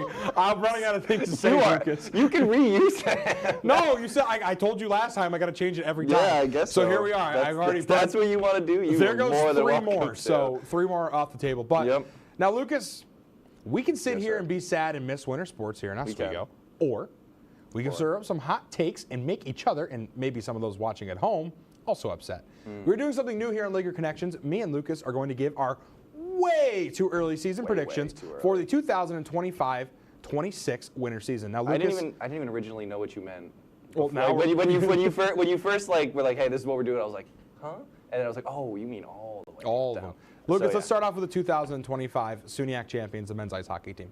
So I think what's really funny is that last year they had 0 expectations because they had so many new players, and we didn't realize that Gosick was a recruiting wizard, and all of those guys that he picked up were going to be studs. So I think this year, Oswego is going to have a lot more to do, and I think they're going to have a lot more to prove. So I think we might see a slight, and I will say slight because, again, all of that talent is still going to be there. I think they're losing a couple of very good seniors, but other than that, they have plenty of guys that are filling in for them. And couple? Only Daniel Kyle Bufo's gone. Oh, that's right. Okay, perfect. They're all coming back. Then perfect. Then they're going to be slightly worse, I think. But because I think because of the talent they have, I think it's expected. I think teams are going to be taking them a lot more seriously than they did last year. I think they're going to get better. I don't think. I think I can see that happening now, too. but here's what I mean when I say better. Hobart and Stevenson are coming into the SUNY next year. That's gonna be I don't think they repeat as SUNY championships. I think Hobart, the now 3-time national champion, is I would imagine is going to win the SUNY next year. I don't know. It's so annoying. It's so annoying. If anybody from Hobart for some weird reason happens to see this, I don't think you will. But if you do, then why leave? I don't want you here. You can watch. That's not good. You can watch another show. Let's move on. Let's move on to the women's hockey team. Now, speaking of expectations, this team was just so close to being into the NCAA tournament, and they dropped that final game against Plattsburgh in the SUNY championship. In their second season ever in the SUNY, they get there, host a championship, and lose it. Their expectations, I think, may not be as high as the men's hockey team will be because of how many returners that the men's team will get. The women's team, though, is losing a lot of seniors, a lot of talent. I think they have a lot of young players who are still good, but losing Levy and some of these other talented players, it's going to be tough for them to recover from. But I think their expectation next year is at least an appearance in the SUNY championship. I think they can get there. I'm not sure if they'll win it or get into the NCAA tournament, but I think that their expectation is at least getting into that championship game next year. No, I mean, without a doubt. Losing Levy is like losing an arm for that team. Whoever is goalie next year is going to have like the biggest shoes to fill. So that is going to be very, very tough for them because obviously Levy was just a stud. So I think for them, it's going to be a figuring out season. Let's move from the frozen water over to the hardwood. Now tell me, the women's basketball team, what their expectations are going to be. Now they get into the playoffs. They win their first game at home as a 3 seed and then lose in the second round. So their expectations next year to me are a little flip-flopped. I mean, they are losing some players, but for the most part, I think this team still stays pretty well-rounded next year. I'm going to say a playoff appearance, I think, is at bare minimum what the expectation is going to be. At this point, yes. But I think they can maybe make a run and get a little bit deeper in the playoffs than they did this previous season. No, 100%. They have been steadily improving every single year since at least that I've been here. When I got here, they were not the best team. They were pretty low in the SUNYAC standings, and then they finished third last year. That is very, very impressive to just see the steady growth. I still think the coaching needs to get a little better. That's just my personal opinion. But I think that they have plenty of talent. It's just whether or not that they use it correctly. Now let's go from the women's team to the men's team. Now this men's team was in the NCAA playoffs for the last 2 years, and this year didn't even get a crack at it. Didn't even get to the SUNYAC championship. A huge fall from grace for this team. Now, again, we talked about all the seniors last year they were going to lose. I'm sure you guys enjoyed listening to Joyce and Mudd talk all about them last year on Laker Connections. And, well, this year we did not get grace with the same amount of success from the squad. So I think the expectation for this team is to make the playoffs at this point. I'm not quite sure where I stand with this team. Quickly, any thoughts? I mean, honestly, I would just say exactly the same thing as you. It's just very, very disappointing to see where they are. And I think they needed Jeremiah Sparks a little bit more than they thought they would when he left, because he was a star and he really did do well for that team. And I think when they left, they didn't expect him to leave that big of a hole. No, definitely not. It was a good season for this team, but I think Jason Leon's got a little bit of recruiting to do 100%. In this offseason. He needs to work his recruiting magic and see what he can do. Trust the process with this Lakers squad. We're going to go to another quick break. When we come back, we will have our Lakers showdown. Sounds good. We'll see you on the flip side of the break. Yeah, we'll just take a break. We'll come back in a minute. Yeah, we'll back. Bye. Go! Would you like to try snacks from faraway lands? Or snacks with bizarre flavors? How about snacks in new ways? Or snacks you've never tried before? You don't have to go far to find these snacks. They can all be found here at Snacks on West First Street.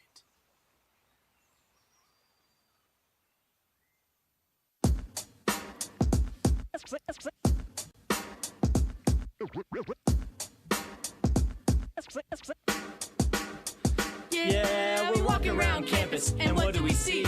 All these clubs are looking. They're looking for me. There's hockey. There's improv. So much to see. So let's go try them out and see how they be. Come on and please watch. Our embarrassments free. Tune in to Amateurs on WTOP.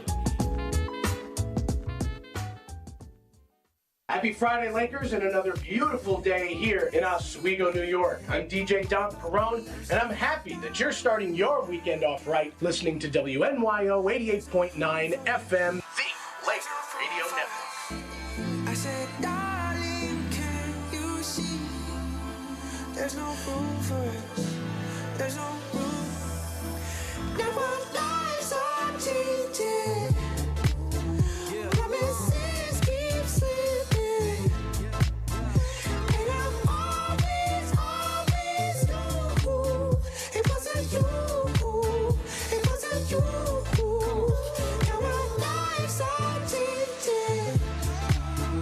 Promises keep slipping.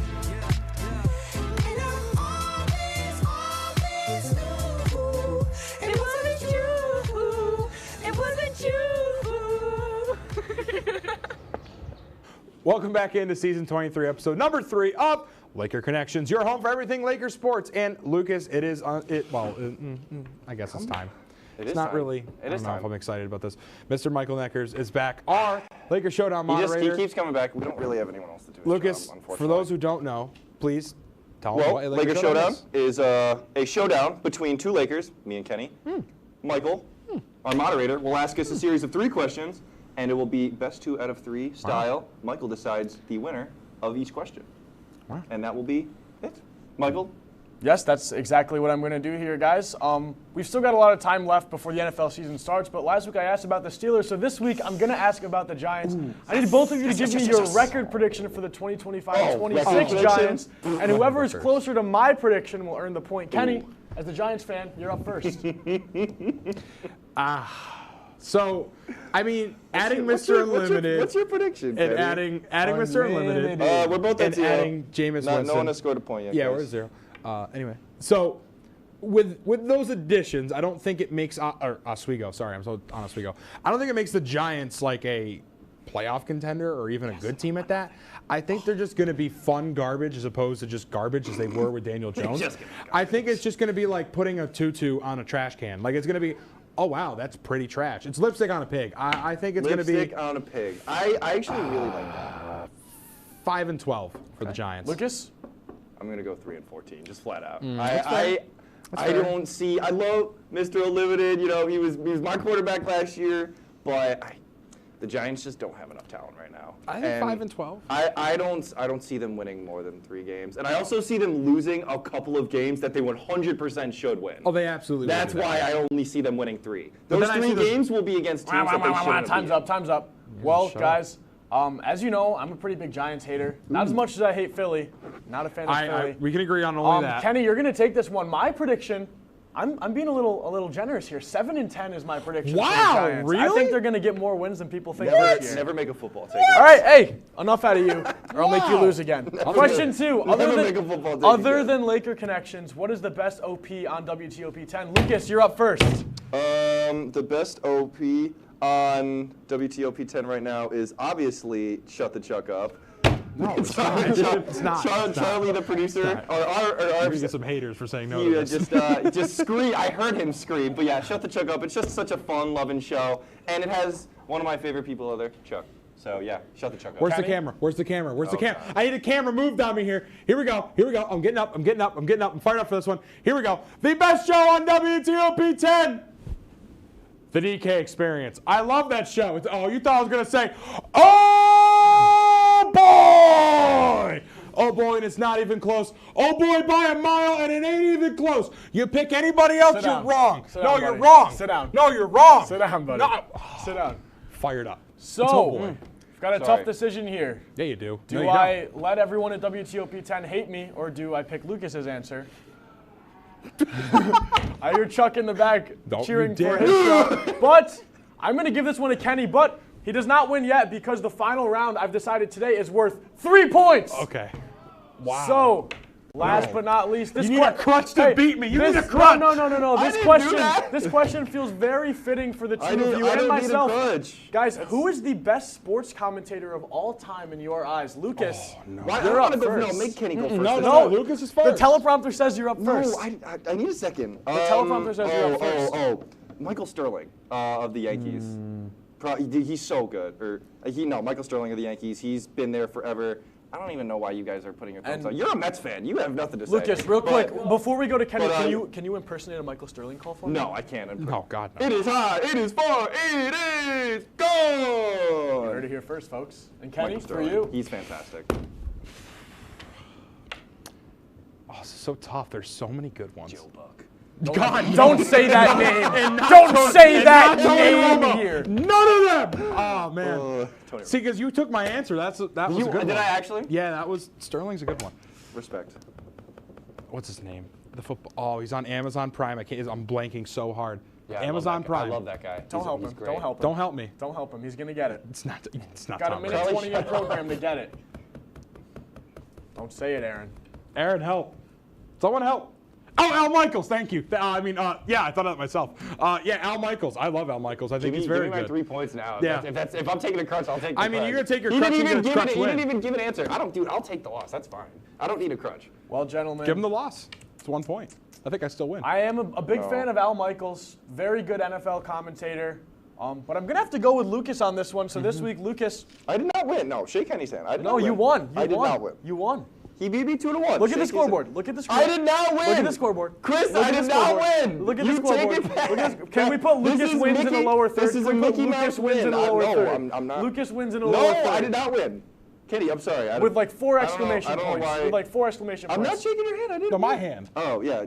Kenny won. Kenny won. I will accept that loss. Lucas wins. Woo! All right. That's enough of all that action. Yeah. He took my answer. That was a good answer. That would have. Yeah. Ball game over. Yankees win. Yankees win. Thank you, everybody. It's all the time we have for tonight. We will see you guys in 1 week for episode number 4. Have a good night. Good night.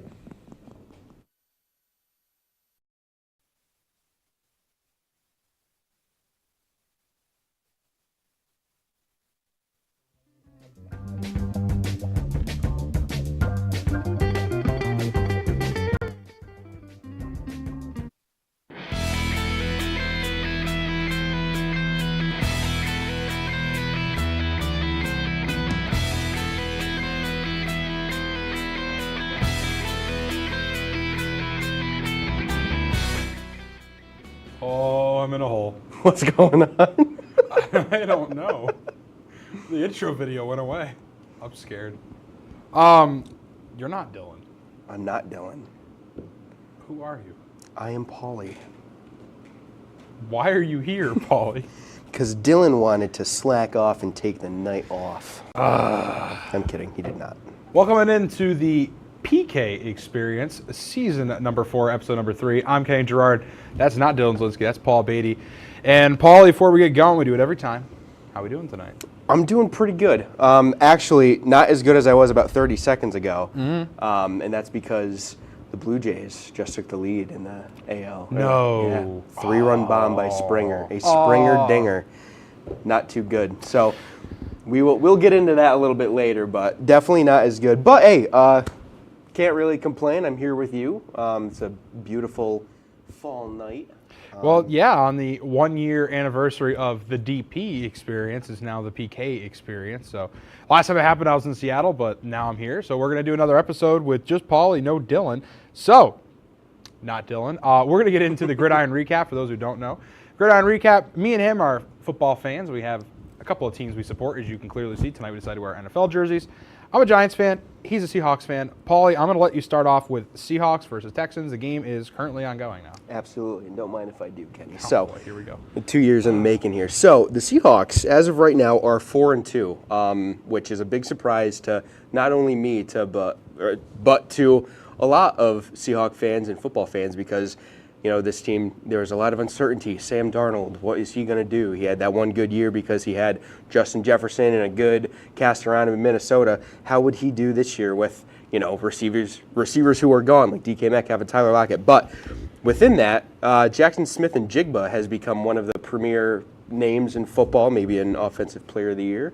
And the defense has absolutely killed it. Right now, they're winning against the Texans 7-0, which can't really complain about, so hopefully just build some momentum off of that.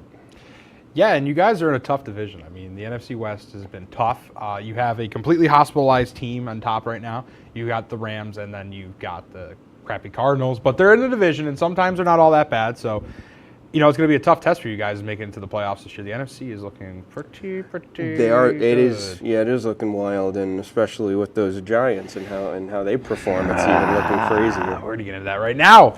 So, my heart is shattered into a million pieces. The Giants had probably the greatest choke job of all time, and the Broncos may have had the greatest comeback of all time. The spirit of Demaryius Thomas was with the Broncos in that fourth quarter. He went at 33 years old, unfortunately, God rest his soul, and then they scored 33 points in the fourth quarter. There was another one that they scored like 2 8-point plays with 2-point conversions for him.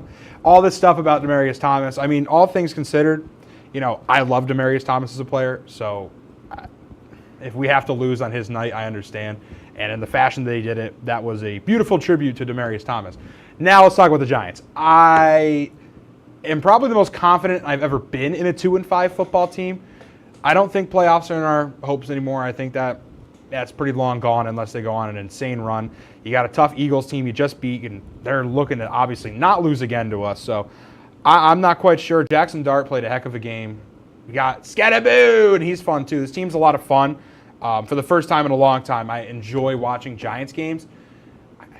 I just don't know. We'll see. We have a really tough schedule. Yeah, bright future, though. I mean, at least it is a fun team. I feel like a couple years ago they were doing little QB sneaks on like 3rd and 17. Like, for the fans, obviously that's not what you want, and they've won a couple 3-win seasons, couple 4-win seasons. A 2-5 team could end up being 7-10, and that could be a complete win for the Giants, and the next year kind of build upon the pieces they have. So could be bright for the Giants. The future is looking better than it was, but we're going to go to a quick break. When we come back, it'll be time for MLB because Dylan don't know sports, but Paulie does. We'll be right back after this break.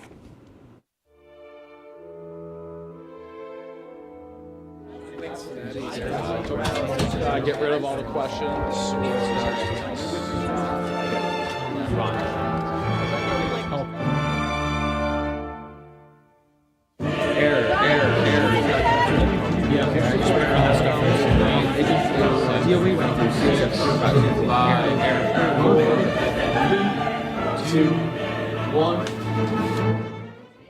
only we had someone who could tell us what we should and shouldn't watch.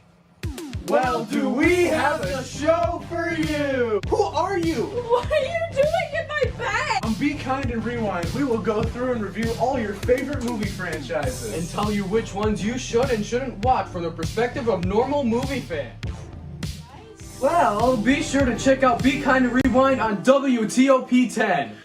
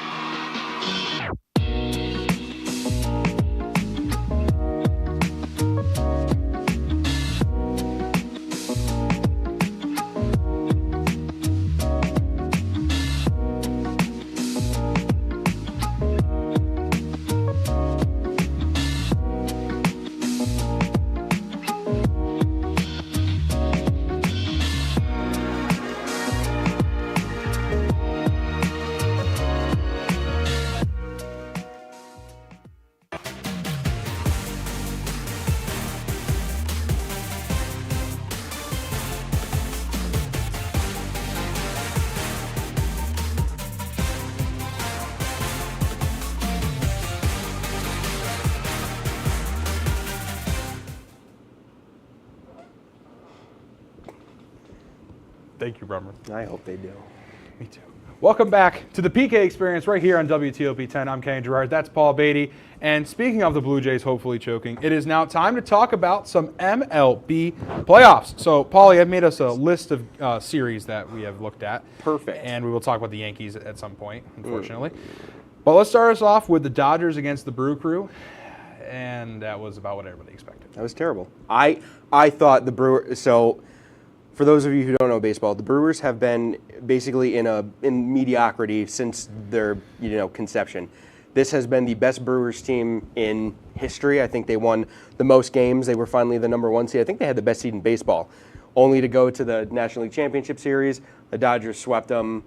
Ohtani maybe had the best day, not only in the playoffs, but in baseball history. The hitting guy who hit 3 different home runs. One of them went 467 feet, 469 feet actually, out of Dodger Stadium, 6 scoreless innings and 10 strikeouts. You can't beat that team. I mean, it's as bad as it is, as much as we need a salary cap in baseball, it's not happening now. The Dodgers are ridiculous, dude. Well, Paul, let's talk about the other side of the aisle now. The game is currently ongoing, and now the Blue Jays with the lead 4-3. Blue Jays and Mariners, Game 7, the best 2 words in sports, but right now it's not looking great for those who don't like the Jays. Right, and I don't necessarily I don't like them. I don't like them just because, not only because they beat us, they're into the division. Last time they won, they're Canadian. Like, if you're an American, Seth, and root for a Canadian team, Seth, you might want to rethink where you're living right now, Seth. Watertown is not north enough to be considered Canadian. South Canada, maybe. Right. Yeah, Dylan, too. But, like, you look at both these teams on paper, they're the 1 and 2 seed. They've been phenomenal all year. Blue Jays haven't won since '93. The Mariners have never been to a World Series. So for any baseball fan who is looking at this series, they are at least happy that a team who hasn't been there or hasn't been there in a while are finally going to make a statement and go into the World Series. It's a breath of fresh air in the ALCS. Just unfortunately, I'm a Yankees fan. Absolutely. Speaking of unfortunate and Yankees, Jays do the Yankees over in 4 games. Paulie, take me through it.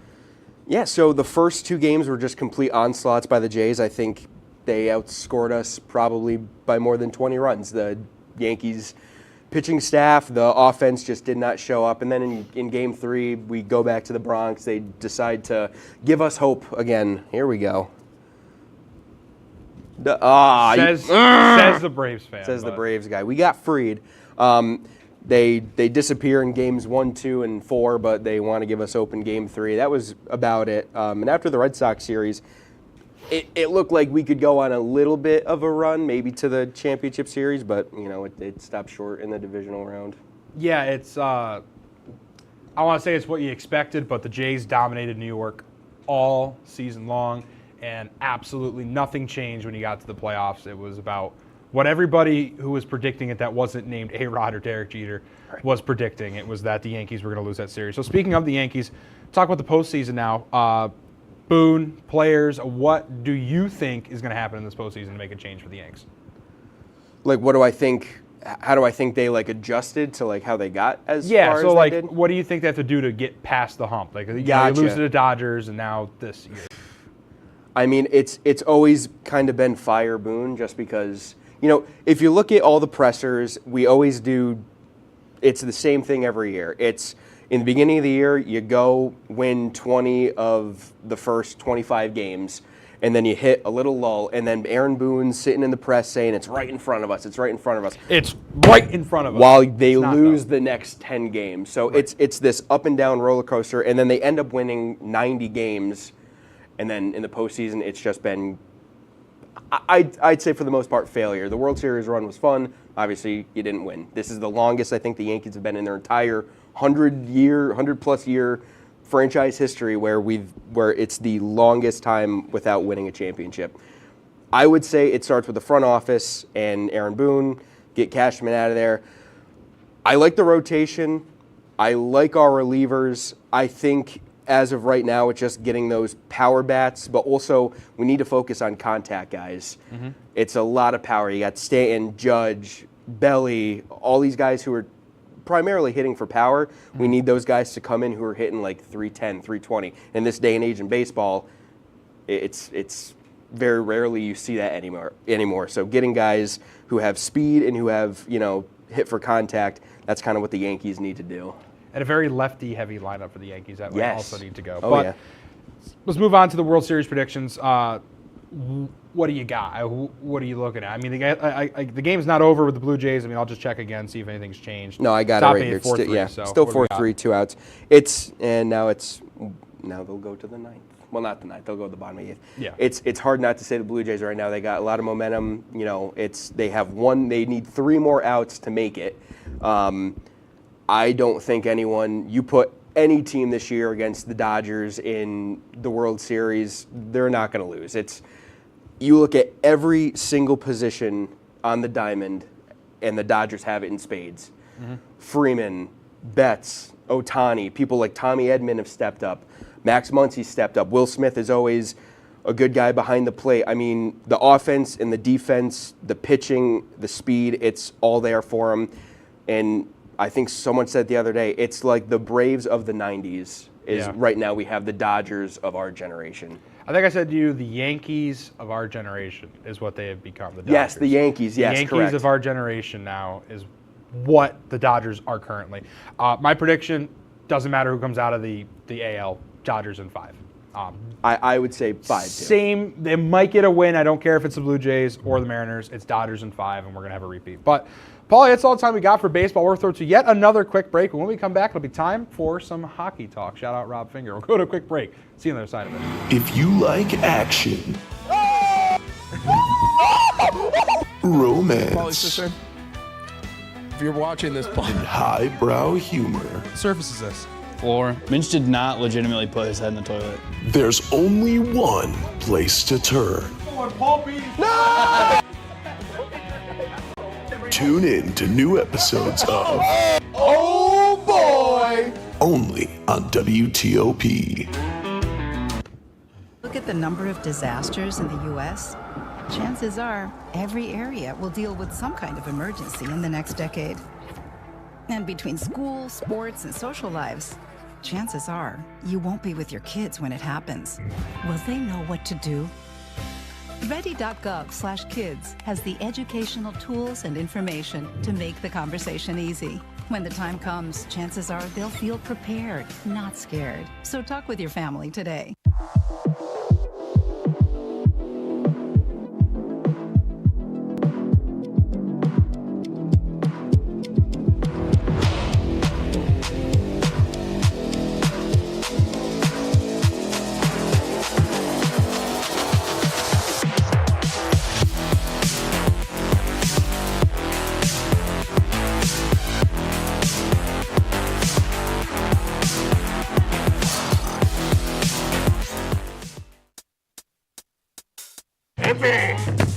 to eat a raw egg on Chris's dormitory floor. I currently don't have any federal pending charges. You know what you never did? You never walked to Walmart, Chris. That's my co-host. This is for making me eat gross Pop-Tarts. It's showtime, Chris. Come on. I want to be on the air for that. I got a couple things to say. No. Spin the wheel. Oh, you got censorship. Welcome back. Welcome back. Welcome back to. What's Paulie's fault? I can't even see what it says. My Everything. fault. Oh, good grief. Welcome back to the PK Experience right here on WTOP-10. I'm the K. There's P. And P, we're going to talk about some hockey. Yes, we are. We've talked about a bunch of our favorite sports, and I think hockey's probably in that list too now. Mm-hmm. So I broke us up into a couple of segments. Yes. We have NHL first. Beautiful. Broad. Talk about whatever you want. Talk Bruins, Rangers, whatever you want. Don't predict anything. We have that for later. Okay, cool. What do you got? So I only know the Bruins. I don't watch very much hockey other than like when I see that's Kenny. Hi, that was when I see like I don't know stuff on like Instagram. But the Bruins, they were back. They were 3-0. I was like, let's go. I got to post it on my Instagram story. I got to play ABBA with it because that's what I did. And then ever since then, we've been on a 4-game losing streak. It's been tough. I don't think it's been the toughest season for really anyone so far. But this was a team that a couple years ago, you look back, they won 65 games, which was an NHL record, and still is the NHL record. And then ever since then, it was a decline. We make the playoffs. That year, obviously, we were the number 1 seed. We blew a 3-1 lead to the Florida Panthers. The year after, Toronto Maple Leafs in the first round, we always beat them, so nothing new there. Get beat by the Florida Panthers again, who won back-to-back Stanley Cup championships. The second year the Panthers won, which was last year, we didn't even make the playoffs. We were on a hot streak to start off, 3-0. We're 3-4 right now. It's not looking good. We got a peanut gallery of a cast we call a hockey team. It's tough to say that this team isn't going to be the bottom of the Atlantic, but it probably will be that. And it sucks because David Pastrnak, Charlie McAvoy, all these guys who have been here for like 7 or 8 years, they're going to have nothing to show for it. Yeah, and I mean, we'll go to the other side of the aisle. We'll talk about the Rangers a bit. And it's similar, right, where the Rangers, they win the President's Trophy. They get 55 wins. They lose to the Panthers in the playoffs. And scoring well tonight, being the first goal in the Garden is just not going to cut it. I mean, I know we have injuries. I'm just not aware as to why the Rangers have tumbled so hard so quick, just like the Bruins. I feel like me and you are in very similar positions. Both our teams were phenomenal. And now, I mean, even just looking at the standings right now, I mean, early on, we're ahead of the Blue Jackets and Islanders, and it's not by much. I mean, we're at 7 points. We're there with the Flyers. It's hard to say that the Rangers are going to make the playoffs this year. It's easy to say they're going to be a bottom 3 team in the Metro. I don't have high expectations for New York. Neither do I Boston. I think both of our teams are on the downswing probably, but let's talk about teams that are on the upswing. We're going to bring it right back here to the shores of Lake Ontario. We're talking some Oswego hockey now. So, Laker hockey is back. Big win for the men's team and the women's team this past weekend. Women's team coming off a heartbreaking loss in the SUNY finals last year and then getting snubbed in the NCAA tournament. I will still stand on that. I'm still angry. And then the men's team winning not the NCAAs, oh my God, no, the SUNY and getting bounced in the first round to the first-timers trying. Expectations are high on a team that has grown up a little bit. My fear is a sophomore slump for the men's team. My fear for the women's team is that they're becoming too nukes. They lost so many seniors, but both teams have high upside. Paulie, what do you think for these two squads? I mean, I couldn't put it any better, Kenny. I mean, that's perfect. But I'm sorry, I don't know much about the women's team, but I'd have to go with what you said. Mm-hmm. For the men's team, I think the offseason, it gave them some time. I don't want to say mature because this was a team who won the SUNY. I mean, you can't really do any more maturing than that. You had, 17 freshmen on that team last year? Yep. They've only, I think, bonded. I think the morale has just gone up. I think being able to have kind of like a run-through year go that well, it can only kind of transition into this year. Though, what are the two teams that are coming into the SUNY? Hobart and Skidmore. And isn't Hobart like Hobart didn't they lose, for like, men's is 3 the games? three-peat national champions. So and the first private school to ever join the SUNY, as well as Skidmore, not SUNY. teams. They're not SUNY schools, so I don't understand how we got them, but so like came to play ball, left the UCHC right. and came here. So, you know, we'll only be as good as we make us, but once we, you know, if we make it to the playoffs and we get into a game with them, it's kind of, you know. Yeah, and I guess look at the other side of the aisle. I mean, for the women's division, they also add William Smith, which is the female counterpart to Hobart, and then also having Skidmore. William Smith, not a bad hockey school. Skidmore, also not bad. I think the women's team has a very good shot to run it back. The biggest question mark is in net. Lexi Levy graduates. She was phenomenal last season in net. Question is, can the newcomer hold it down between the pipes? That's going to be the big question for me. It'll be interesting no matter which way we go. And we'll get into predictions in just a second here. But let's go back to professional hockey. Let's talk about NHL predictions. Paulie, I'm just going to ask you simply, who's coming out of the East, who's coming out of the West? Who is? Good golly gosh. I think Carolina gets over the hump. I know the last couple of years they've been, you know, I think maybe like the 2 seed, and they've made it to the conference finals. I think they get over the hump. I would be remiss to say that the Oilers aren't going to go back. I mean, they're hungry. They've lost 2 years in a row. They have the best player who was not under contract, but then they just signed him to an extension. They're going to be hungry for not only another run at the Cup, but for the Cup. So I'm going to say Carolina, Edmonton. I think Edmonton squeaks it out finally. I think that they'll have enough star power there. They'll win in 6. Give me Oswego. Give me SUNYAC, I should say. SUNYAC predictions. Crud. I have no idea. Like, is if we make it or if we win?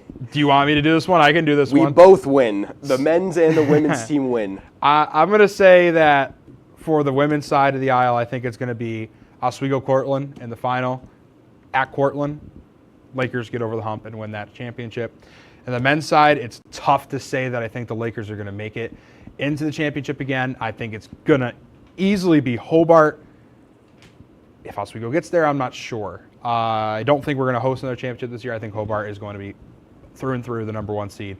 It's just going to be a tough question if Cortland, a team that's hungry to come back after a very bad choke job in the playoffs last year, can make it back in, or Plattsburgh, also a team coming off a championship loss, able to get back in. Yeah. 3 teams that are contenders will be interesting to see. I'm just going to be biased, and I'm going to say it's going to be Oswego, Hobart, and Hobart, and I'm just going to pray that Oswego has their number like they always have. Lakers go back-to-back. So that's going to be it for the hockey segment. We're going to go a quick break. When we come back, it'll be time for everybody's favorite part, Cooking or Crazy. You're watching the PK Experience right here on WTOP-10.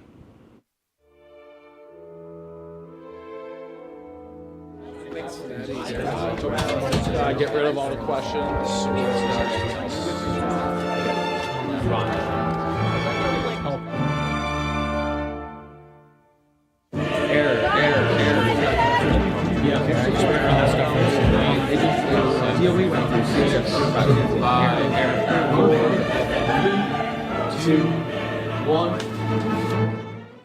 If only we had someone who could tell us what we should and shouldn't watch. Well, do we have a show for you? Who are you? What are you doing in my bed? On Be Kind and Rewind, we will go through and review all your favorite movie franchises. And tell you which ones you should and shouldn't watch from the perspective of normal movie fans. Well, be sure to check out Be Kind and Rewind on WTOP-10.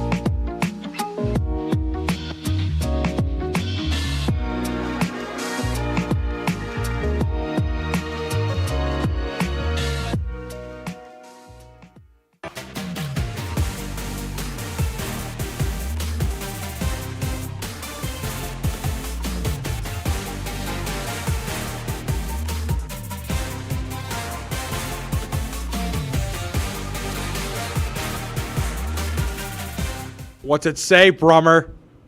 watch No, Cooked get on out of here. Thursday. No one's watching Cooked on Thursday. Your show is cooked. Be quiet. Welcome back to the PK Experience right here on WTOP-10.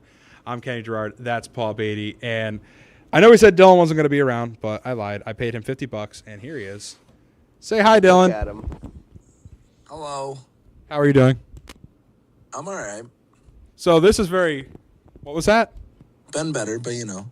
Yeah, so this is a very reminiscent episode of last year when I was in Seattle. He's just down the road, but yeah, right. That's enough of you. Click. So we're going to do our Cooking or Crazy. For those at home who don't know what that is, we've been given a topic from our lovely crew in the back, and we're going to debate about it. And then, unlike normal, Dylan will pick the winner instead of the crew. Sorry, crew. So the question that was given to us is, what is the best animal? And Paulie, I say I'm a gentleman every week, and you can believe it or not, but I am going to let you go first. So, Paulie, I believe it. Go ahead. So I'll tell you what the least best animal is, and that's a blue jay. But absolutely agree. I would say, with no biasy, it's, for me, in my opinion, it's got to be a dog. So they are called man's best friend for a reason. That is your companion by your side, day in, day out. You leave for work, they're waiting at the door. You come back from work, they're still waiting at your door. Tail wagging, tongue out, they eat, sleep with you. You know, it's the best animal, I think, to have ever existed, and continues to be like that. You know, people say you're a golden retriever when you're acting all happy and cuddly and everything. I'd say dog, top notch, #1 animal all time. It's a great answer. I'm going to go on my side. Man, you took the right answer, so I don't think I'm going to win here. But, you know, I'm just going to go with the other option that's pretty commonly taken between dog and cat. And I'm going to go with cat. I know that all three of us actually do have pet cats. We have Zinni. We now have newly added Earl. And then we have Bubba Cat. I'm sorry, I just blew right into my microphone. I think that cats are great companions. You know, a lot of people say they're not needy animals, and they're very easy to take care of. I slightly disagree. I think they are quite needy, and I think maybe it is just my cat. My cat is an absolute animal, but he's still a kitten. So, you know, I love my cat. I think they're great companions. They're always down to cuddle, and, you know, I guess in the Egyptian days they were man's best friends. So I will also say that I think that that's probably my best choice. I'm going to go with a cat. Wild card answers. Maybe a panda. I'd go with... Dylan, you got a wild card answer? I don't know. A platypus. Ooh, great choice. Homunculoid. A homunculoid. Don't look up. I have no idea what that means. I just said something something. Psychology, something like that. I have They're no weird idea. Looking guys. Dylan said hi to Brummer. I will say that my favorite animal though, if you're not talking about like a household pet, panda. What about you? Quickly. Ooh, favorite animal. I don't know. Koala. Koala. Dylan, you got a favorite zoo animal? Platypus. Okay. He already said that. I should have just known better. Well, Dylan, it's that time. Normally the crew would be selecting the winner, but tonight it's going to be you. Just remember who gave you the win last year. So, Dylan, who do you got? Yeah, obviously I love my cat. I love Zinni.